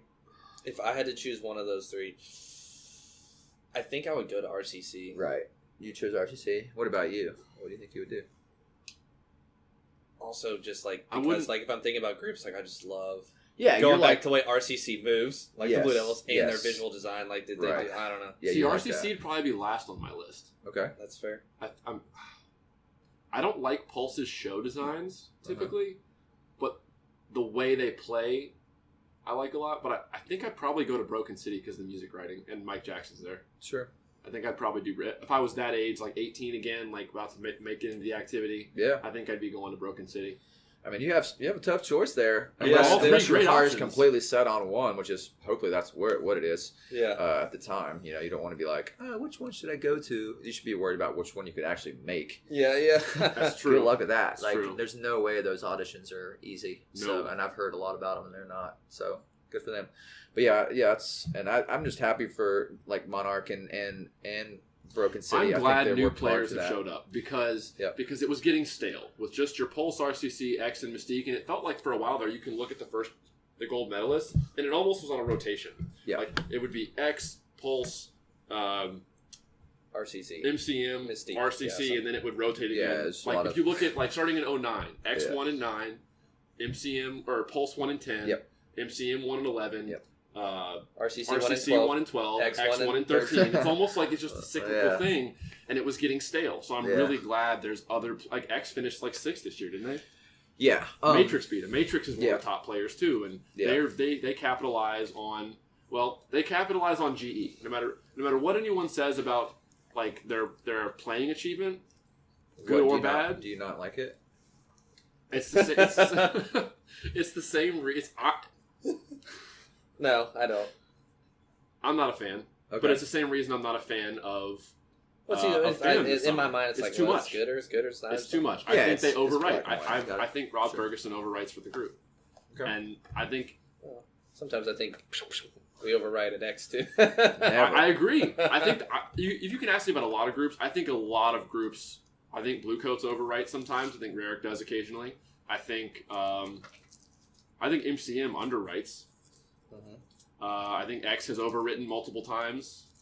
Maybe. Yeah. It's just they just got to do a better job at evaluating the playing talent they have and writing the book not based on what they want to do, but based on what the kids can actually achieve at a high level. There are definitely groups who do that really well. Because if Matrix is achieving at the level they are, finishing that strong, because their show GE has been off the charts the last few years. Like they did Mute Math last year, right? Yeah, like the show designs have been good. Mute Math is great. GE off the charts. I feel like if they would tone down the level of difficulty occasionally and allow their members to achieve at a higher level, I think they'd finish even better because they already have the GE portion of it figured out. Yeah, a lot of those groups do. And I think when we were talking about essentially this idea of the new groups that are kind of breaking into the top 6, specifically, like groups like Broken City and Monarch kind of reaching that point, I think it kind of shows that the activity shifts so much, and it shifts in huge ways. And there are just certain groups like Broken City. I can tell you for sure, K-Shaw and Mike Jackson have been working together for a long time in different ways and forms. And I can tell you right now, they have done cool stuff for a very long time. And I know there has to be some frustration on their part as designers when they weren't getting maybe credit for what they were doing, And then all of a sudden, it took like a successful year, and then boom, now Broken City almost won a world championship. Yeah. So I feel like the judging community grows a lot with that shift. Like the judging community, and being at WGI board meetings the last couple of years, I've got to just sit in on some incredible conversations of growth within the greatest minds in the activity. Like you're sitting in a room with like, Fairbanks, and you're sitting in a room with Sean Vega and, and all the guys from Ayala. Like there's just so many great minds in that room of creators who've worked hard to literally change the game. And you can just tell, like they put a lot of thought into like improving the judging community, because as the activity shifts, the judges have to be able to recognize those things. And I think what you're seeing this past season when Broken City was credited, you're seeing something that they've been doing a product probably in some ways kind of like that for a while, maybe in various forms. And this year, like they got a lot of credit. I think the activity's changing and the judging is kind of evolving over time, learning how to like appreciate certain things that they maybe didn't before. And I think that's really cool because it gives, like you said, there's more things you can do. And I think that's great compared to, 10 years ago, which was great for the time. And now here we are. So it's like, you can't do the same things forever. And groups are being challenged physically so much. Like you said, you think there's a lot of overplaying going on. Well, that's probably because a lot of people feel that they have to do that to compete. They have to feel like they have to write a lot to compete with another group that writes a lot. And I'm not saying that's 100% true, but I'm just saying I can see why that happens. And then at the end of the day, clean is clean. So if you play clean, you got to find the balance. You got to find the balance. And that's definitely and the balance is different for every group with based on your talent, all the members. Right. So it's a hard battle, man, because you just don't know. And as you guys know, we all know from Marching Rhythm X, the shows change so often because they're just coming up with better ideas, and the show takes a different direction that's for the better or whatever. And like you've been in groups where they've literally changed, like at X they changed half the show finals week, or like just 2011 you know what I mean, we relearned a closer and a ballad right with drill and music 3 days before prelims. Right. 3 so days. Yeah, and you're going out there doing your best and playing pretty well, and there's groups that their show hasn't changed maybe in a month, and that's maybe not the case, but there are probably some groups who change way less than Rhythm X does, and that's great. So yeah, I think it is finding that balance of knowing kind of what you're dealing with, and sometimes it's just kind of unavoidable, like it's kind of hard to maybe put your show in its 100% form, like the way you want to see it at finals in the beginning. Like it's almost impossible, like you kind of see it, but then things change over time, and then you got to evolve. We heard so many ideas with those 36 snare drums. I'm sure. All these awesome ideas they wanted to do. Right. None of them panned out. Yeah. Well, it's like sometimes it's kind of vain or narcissistic to think that you just get it right the first time, and it's the best. I mean, good luck. If you can, you're a savage. I would applaud you.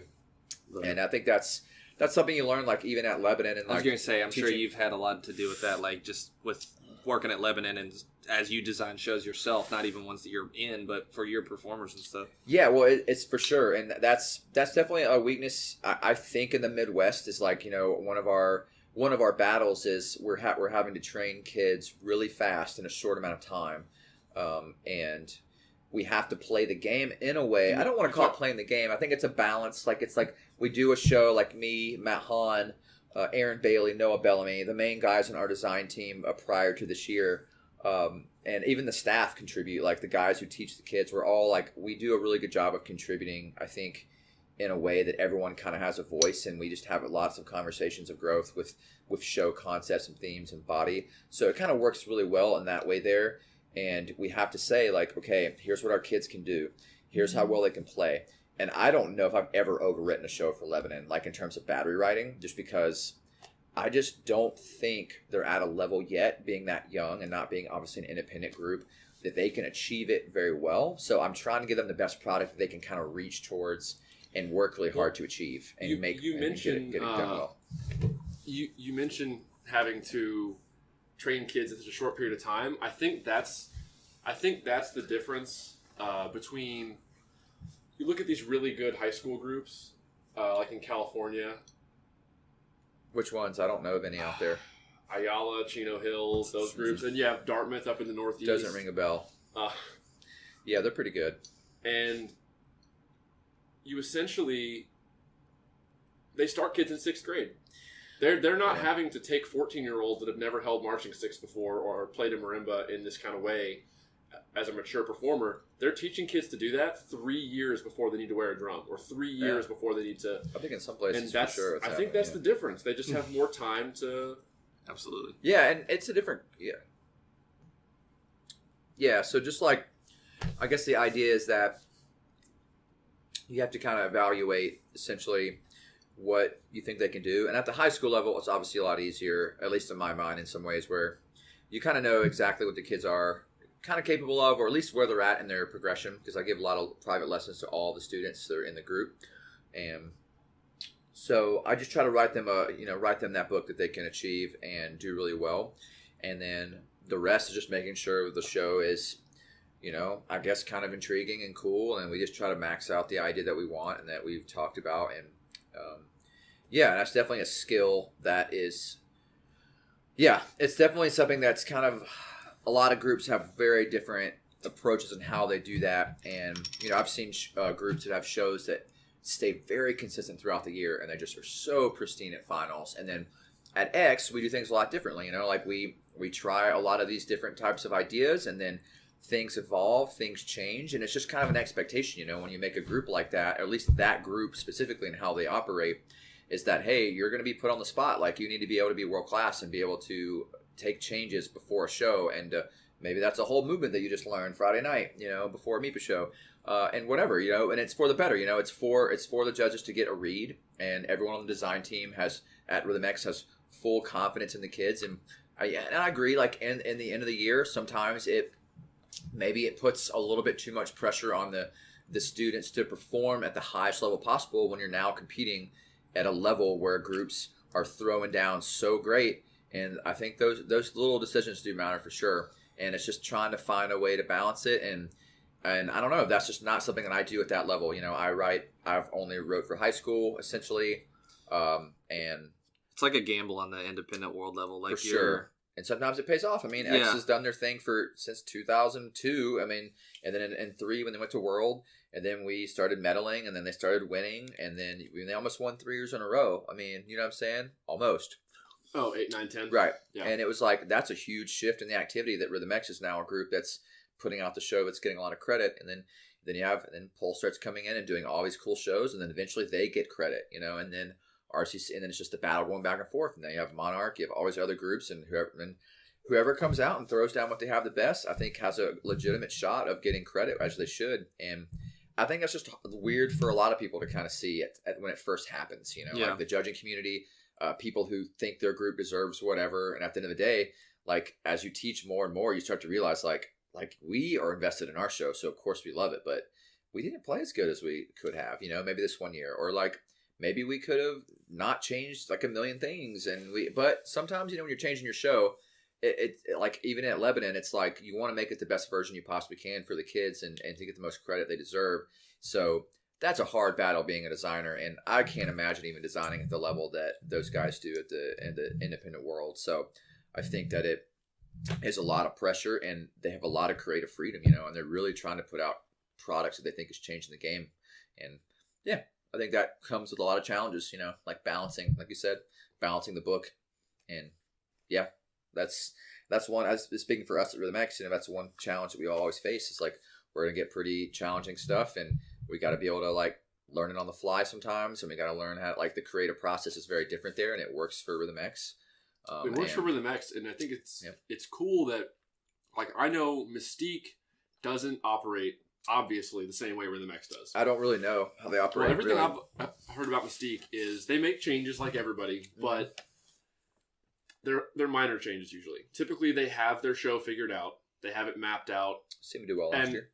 I could be wrong about this, but I've heard through the grapevine of the activity, just random people talking at bars and bullshitting and whatever.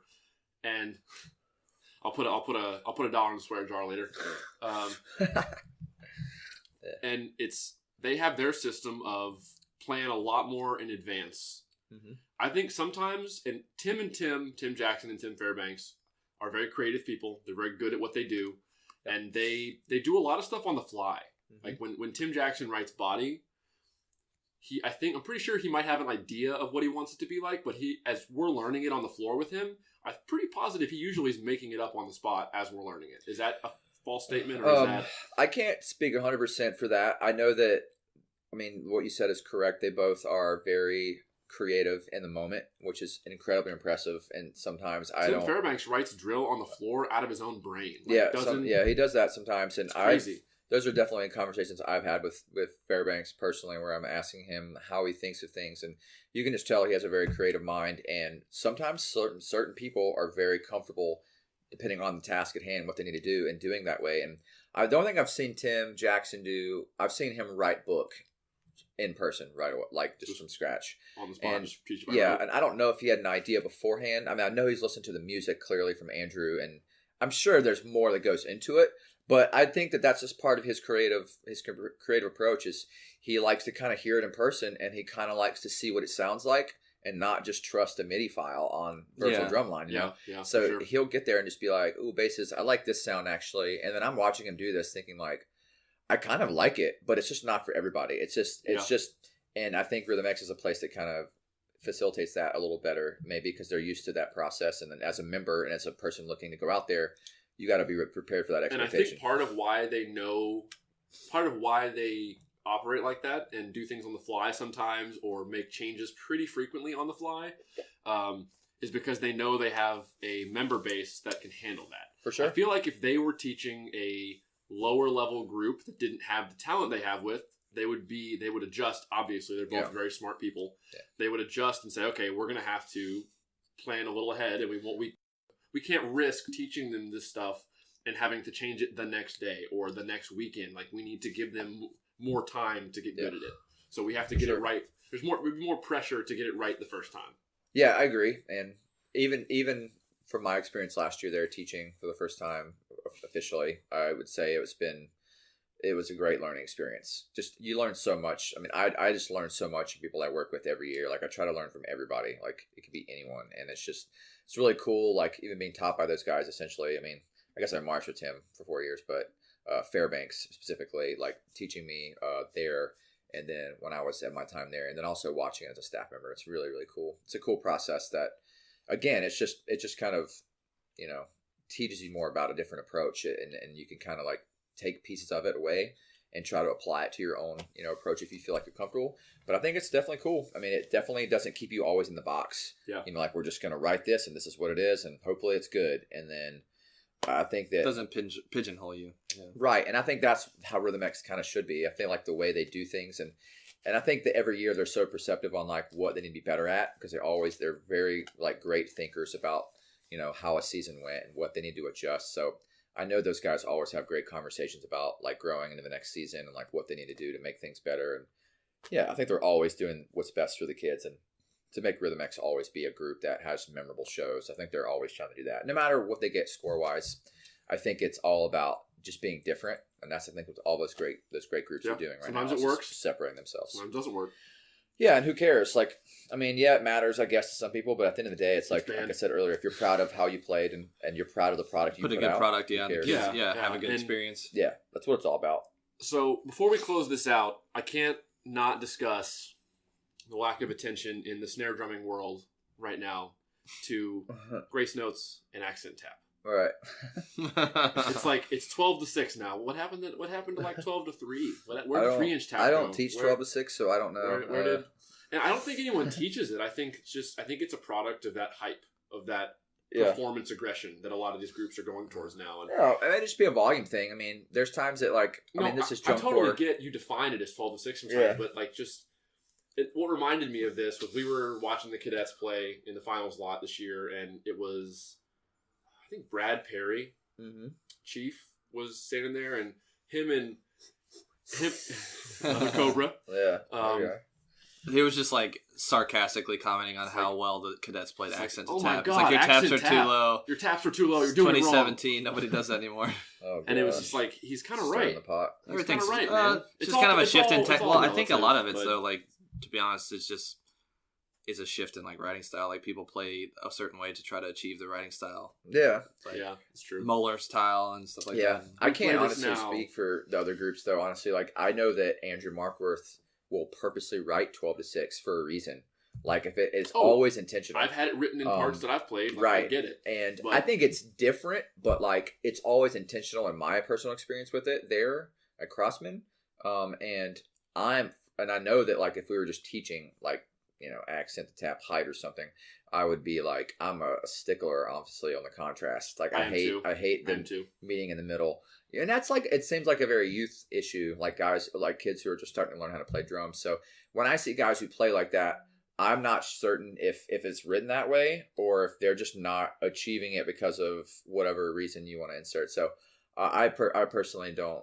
That would drive me nuts unless it was intentional. Yeah. And at the high school level, like obviously, we get to just trust our philosophies and kind of teach how we do. And it's been fun, but that's all kind of we're in control of. It's the kids that we kind of teach, and that's what I've done at my group as long as I can. Is just try to put out good snare drummers and drummers in general, but more importantly, kids with good mindsets. And Mike McIntosh to this day, I think, has one of my favorite quotes ever, which was it was at Bluecoats one summer, maybe in 2005, but he said something like, we're teaching you guys to be better teachers. And like, I don't think I've ever had someone tell that to me in that way. And it was like, it struck me so weird because like, I guess you always know you're getting information to be better in the moment about a part or how to be better, efficient wise. But he said that, and it felt so meaningful from an educator to a student who could be a future educator. Like, we're teaching you to be better teachers and not just giving you information to make you good for right now and just here only. Like, it served a much bigger purpose. So I've always taken that philosophy from that moment on. Like, as a teacher, when I got to that opportunity, it was like, we should be focusing a lot on like trying to teach kids to be great teachers so that when they approach things, they know why they're doing it and they know that they can teach that to someone else. And if you can really know something well, you should be able to teach it. You should be at least, or learn how to teach it. Like, be really good at like teaching someone how to do what you do.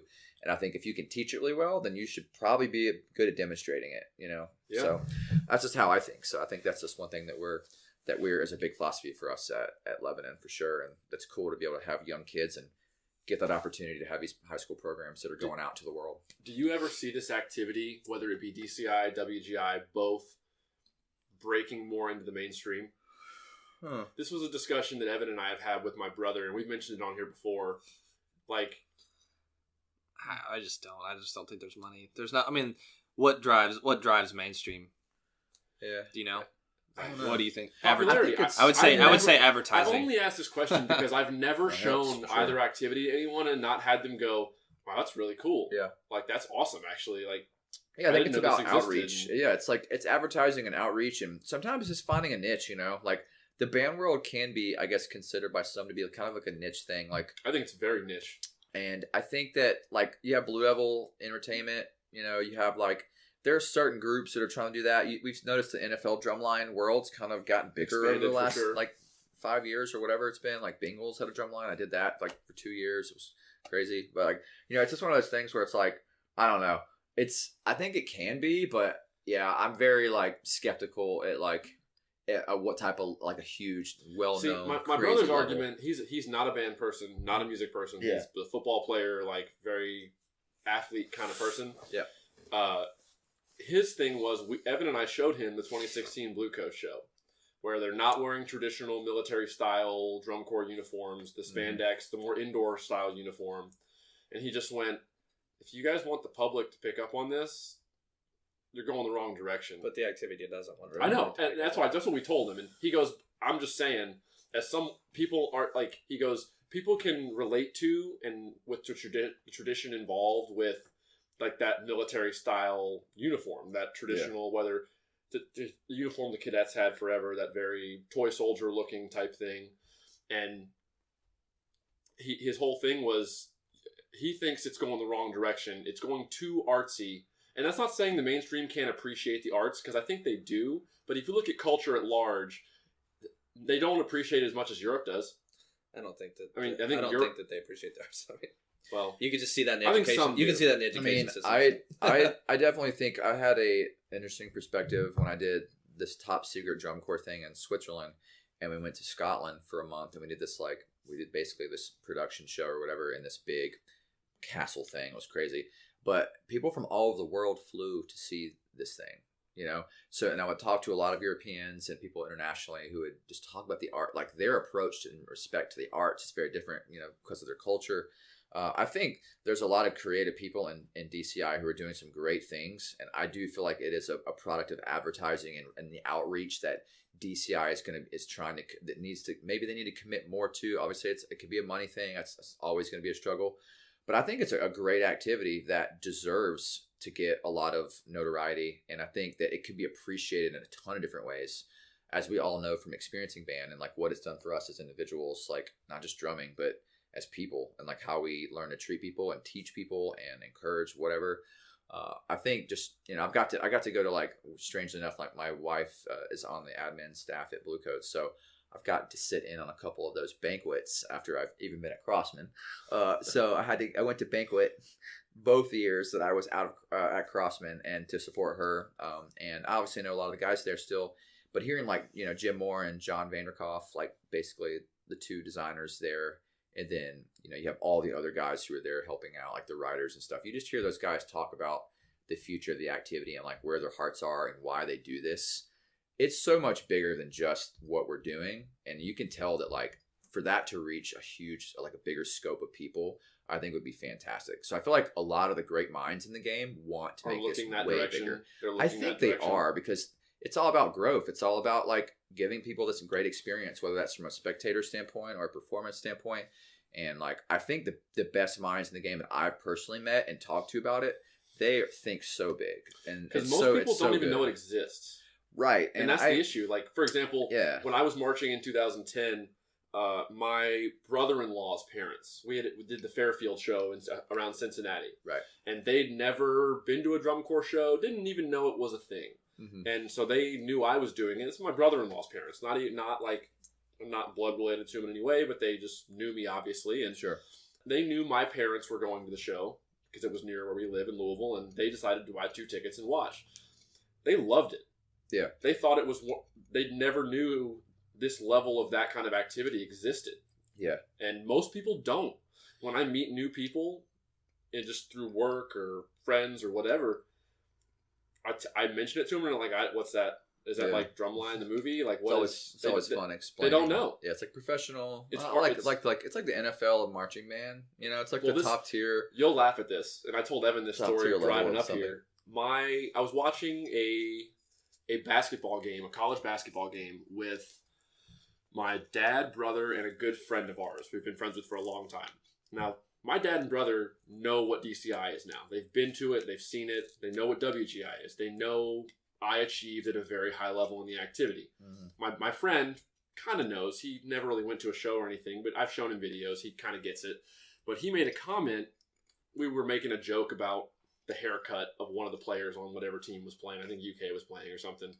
We made a joke about the haircut of one of the players, and he goes, well, yeah, we can make fun of him all we want, but none of us in this room will ever be as good at anything as he is at basketball. And I just paused for a second, and I was like, I was pretty good at snare drum. Like, if you look at the relative level he achieved in and all 3 of them were just like, yeah, we know you did drum corps, we get it.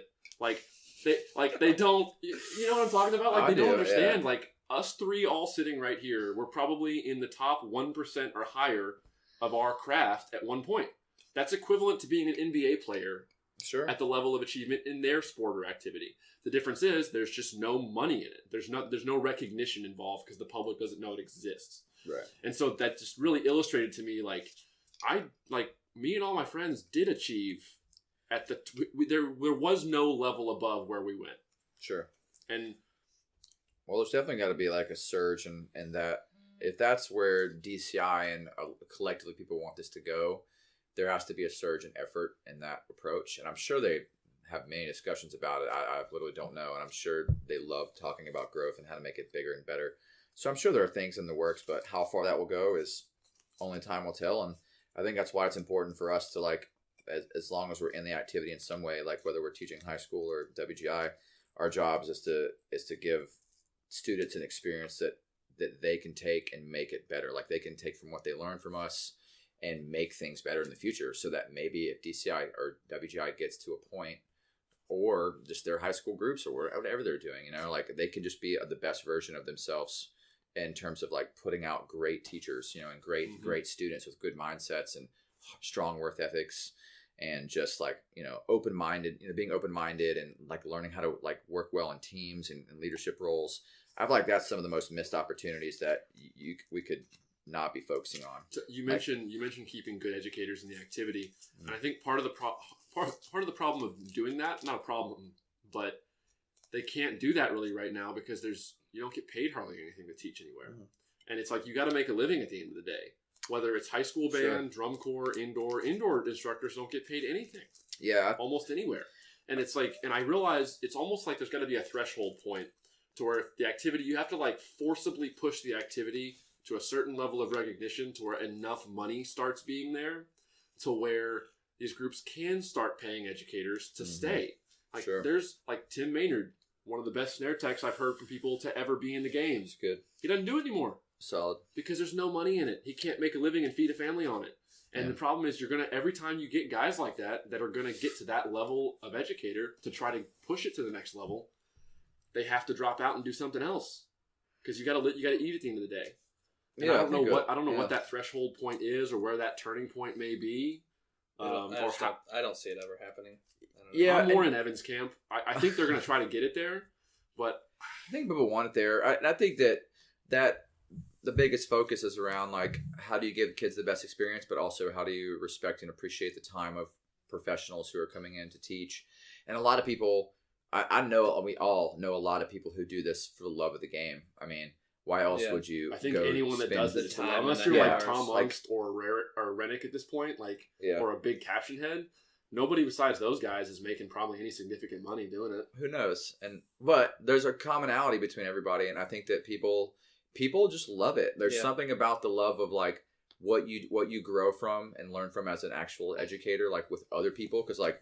You know, teaching at Bluecoats, teaching at Crossman, and for me specifically, even the high school level at Lebanon, it's like you get all these opportunities to work along so many different types of people, like whether that ranges from the John Vanderkoffs and Jim Moores and Tom Rericks and like Dean Westmans, all these like legends, you know, and then all the way down to like, here's a kid I literally taught in high school who's now my boss at Lebanon, essentially, you know, and it's like, but you just see that like you can learn so much, and at the end of the day, it's like people are just growing so much as educators, and that you can just see that everyone has a love for wanting to get better and to push kids and to like to use a creative platform that they have to do something good in the world and just make this small niche activity awesome, you know. And it just feeds one thing to the next, you know, like the marching band going in the DCI, and then they learn about WGI, and then like, you know, and then you see your kids in all these great groups, and they've worked hard and they're really happy with where they're at, you know, wherever that is. And I feel like maybe that's what this activity is all about, and maybe that's okay. Maybe it doesn't need to be this humongous thing that makes millions of dollars. Like, but I do agree that like working, that's a choice that certain people have to make. Like, I love this activity, but I can't do this for the rest of my life unless their goals are way bigger than just being a tech. Like if they want, or maybe they just have a real life job and they work out, they can come in for 2 weeks out of the summer. Like people do that. Like I know guys who have full-time teaching jobs at Crossman, and they come in and teach for their 2 weeks, and they just love it. And, you know, like you gave up your 2 weeks out of your summer, and you're a teacher, you know, like these guys are just tens, man. They're great people, like to give up their time to come here and teach people how to drum. Like it's a real special activity in that way. But I do agree. Like, I think if there was more money, it would change the game in a different way. And maybe it would be better, maybe it wouldn't be, but I'm kind of glad if I had to look at a positive side of it that people do it almost not for the money in a way. It's almost like, keeps it pure a little bit. And I think it does. And it's cool, you know, and like the fact that there's an there's an age limit restriction on it where it's a youth-based activity and it doesn't become this professional thing. I don't know. I guess you could debate either side of it, but I think I tend to appreciate that more in the long run. And I do think if there are other groups who capitalize on groups away from DCI, like Boodles Entertainment, like they get paid to do big gigs and commercials and crazy stuff. That's cool. But they kind of put all of their, you know, their direction and things into those projects though, I bet too, you know, like, so until DCI cares about pushing it so far in that direction, I think they may be content with where it is in terms of like, we're just trying to bring more kids into this activity, and we're trying to do more shows or here or there or big venues, but maybe they're not trying to, you know, make that their main focus point. Like, I don't really know though. This is all just opinion. Yeah, like until you sit down with someone at DCI specifically and the board and say, hey, so what do you guys actually talk about? What are your long-term goals? Yeah, like I know they probably care about it, but at the end of the day, it's a youth activity, it's band, and you're just trying to create good products and give kids experiences, which is awesome. So. Yeah. But I think that's a good note to end on right there. Sure. I think that's a nice little Give them the experience. Yeah. We'll do this. We'll do one more thing. So you have both of you say, what do you think? Let's give you a good youth question. This is for the education of the youth to end on. Since you guys take the time to do this podcast, which thank you for having me on and being awesome. I think it's cool that you guys are going out there and just getting a lot of information, just talking to a lot of people. And I don't know, sometimes it's very, very, some good comedy also. And just getting some opinions and some stuff. It's fun, you know. You don't get to really hear this type of content all the time on at least a level of like a podcast or something. So I would ask this question. I tend to ask it a lot to people who teach still. Like, what do you think is the most important thing? Like, if you had a body of students right now and you could leave them with like one thing of essentially the reason why you do this, and like what is the purpose? Like, why would you suggest people even get involved in what we do and why? Ooh, that's a good question. I think for me, it's just the way that it can like shape your life. Like, I think about when you think about going backwards in time, you can always kind of pick out a moment in life that maybe led you down a path that, like, man, if I'd have gone this way, my whole life would have been changed. Like, I can think of, when one door opens. Well, yeah, exactly. Hey-o. So, like, I got into band, and, like, I can basically attribute, and when I was in high school, I switched from one school to another. It was mostly academic, but they had better, like, percussion program. I chose the college that I went to based on, like, the drumline instructor I had in high school because they had so much fun in it. I went to Moorhead. I met my wife there that is now. Like, I could just attribute all these things to it, and I, like, some of my best friends, like 2 out of my 4 groomsmen were friends that I had in band. Sure. And so, like, I think that it can just, like, impact your life in such a positive way and get you, I don't know, just a lot of life. A lot of life skills, like working hard. It teaches you how to work with others because you're in a big group setting. I mean, it teaches you how to develop a culture or like set a standard if you want to achieve things and go after it, because you can't achieve it. Like, if you want to audition for drum corps, like, you have to do it. Like, no one else can get you, and you have to earn it. Like, you can't buy it, you can't steal it, you have to earn it. And it may not feel like the NBA or some crazy sport that's publicized, but in this world, you know, you had to work harder than, I mean, I always think about that stat of like how many actual snare drummers march Div 1 top 12 finals groups. I think about that a lot. It's like less than 130 people, or right? Like, each or year, whatever. Each year? Yeah, like 130 people a year in the entire world march Div 1 finals. So like, yeah, it's just crazy to think about how small of a percentage of people get to ever participate in this small activity. And you've also been in leadership roles too. So do you feel like that, like all that also helped you like be in your leadership roles and kind of manage some of that stuff? For sure. Just being like, in like my leadership style, like I was never, I would say, like the most talented person in the groups that I was in, even when I was a section leader, but I just always tried to make sure that I was doing the right thing. Right. Or like being a role model or like a model of like what's supposed to be done. Very cool. So yeah, what about you, man? I think Evan, I'm going to try to do my best to not just regurgitate what Evan just kind of said there, because he kind of covered all the bases. Solid advice there. I'm going to keep it, I think, to one thing primarily that this activity taught me that I think is the best thing that any human being can learn to do, which is push yourself. I didn't know how to do it. I didn't know what it meant to physically and mentally push myself to achieve a goal until I did drum corps. Like, I just, the level of stress it puts on your mind and body at the same time is something most people go through life and never, ever at any point come close to experiencing. And that's something that, because of that, I'm almost done with grad school, and there's been ups and downs and motivational things here and there about what I'm studying and stuff. But at the end of the day, like, once I decided to do it, it's just been what I'm doing. Like, it's not been hard. Like, it's just like, all right, this is what I'm doing now. I got this goal. It's pushing myself to do that doesn't even come close to what it was to push myself to achieve in the way that I was required to achieve in the drum corps activity.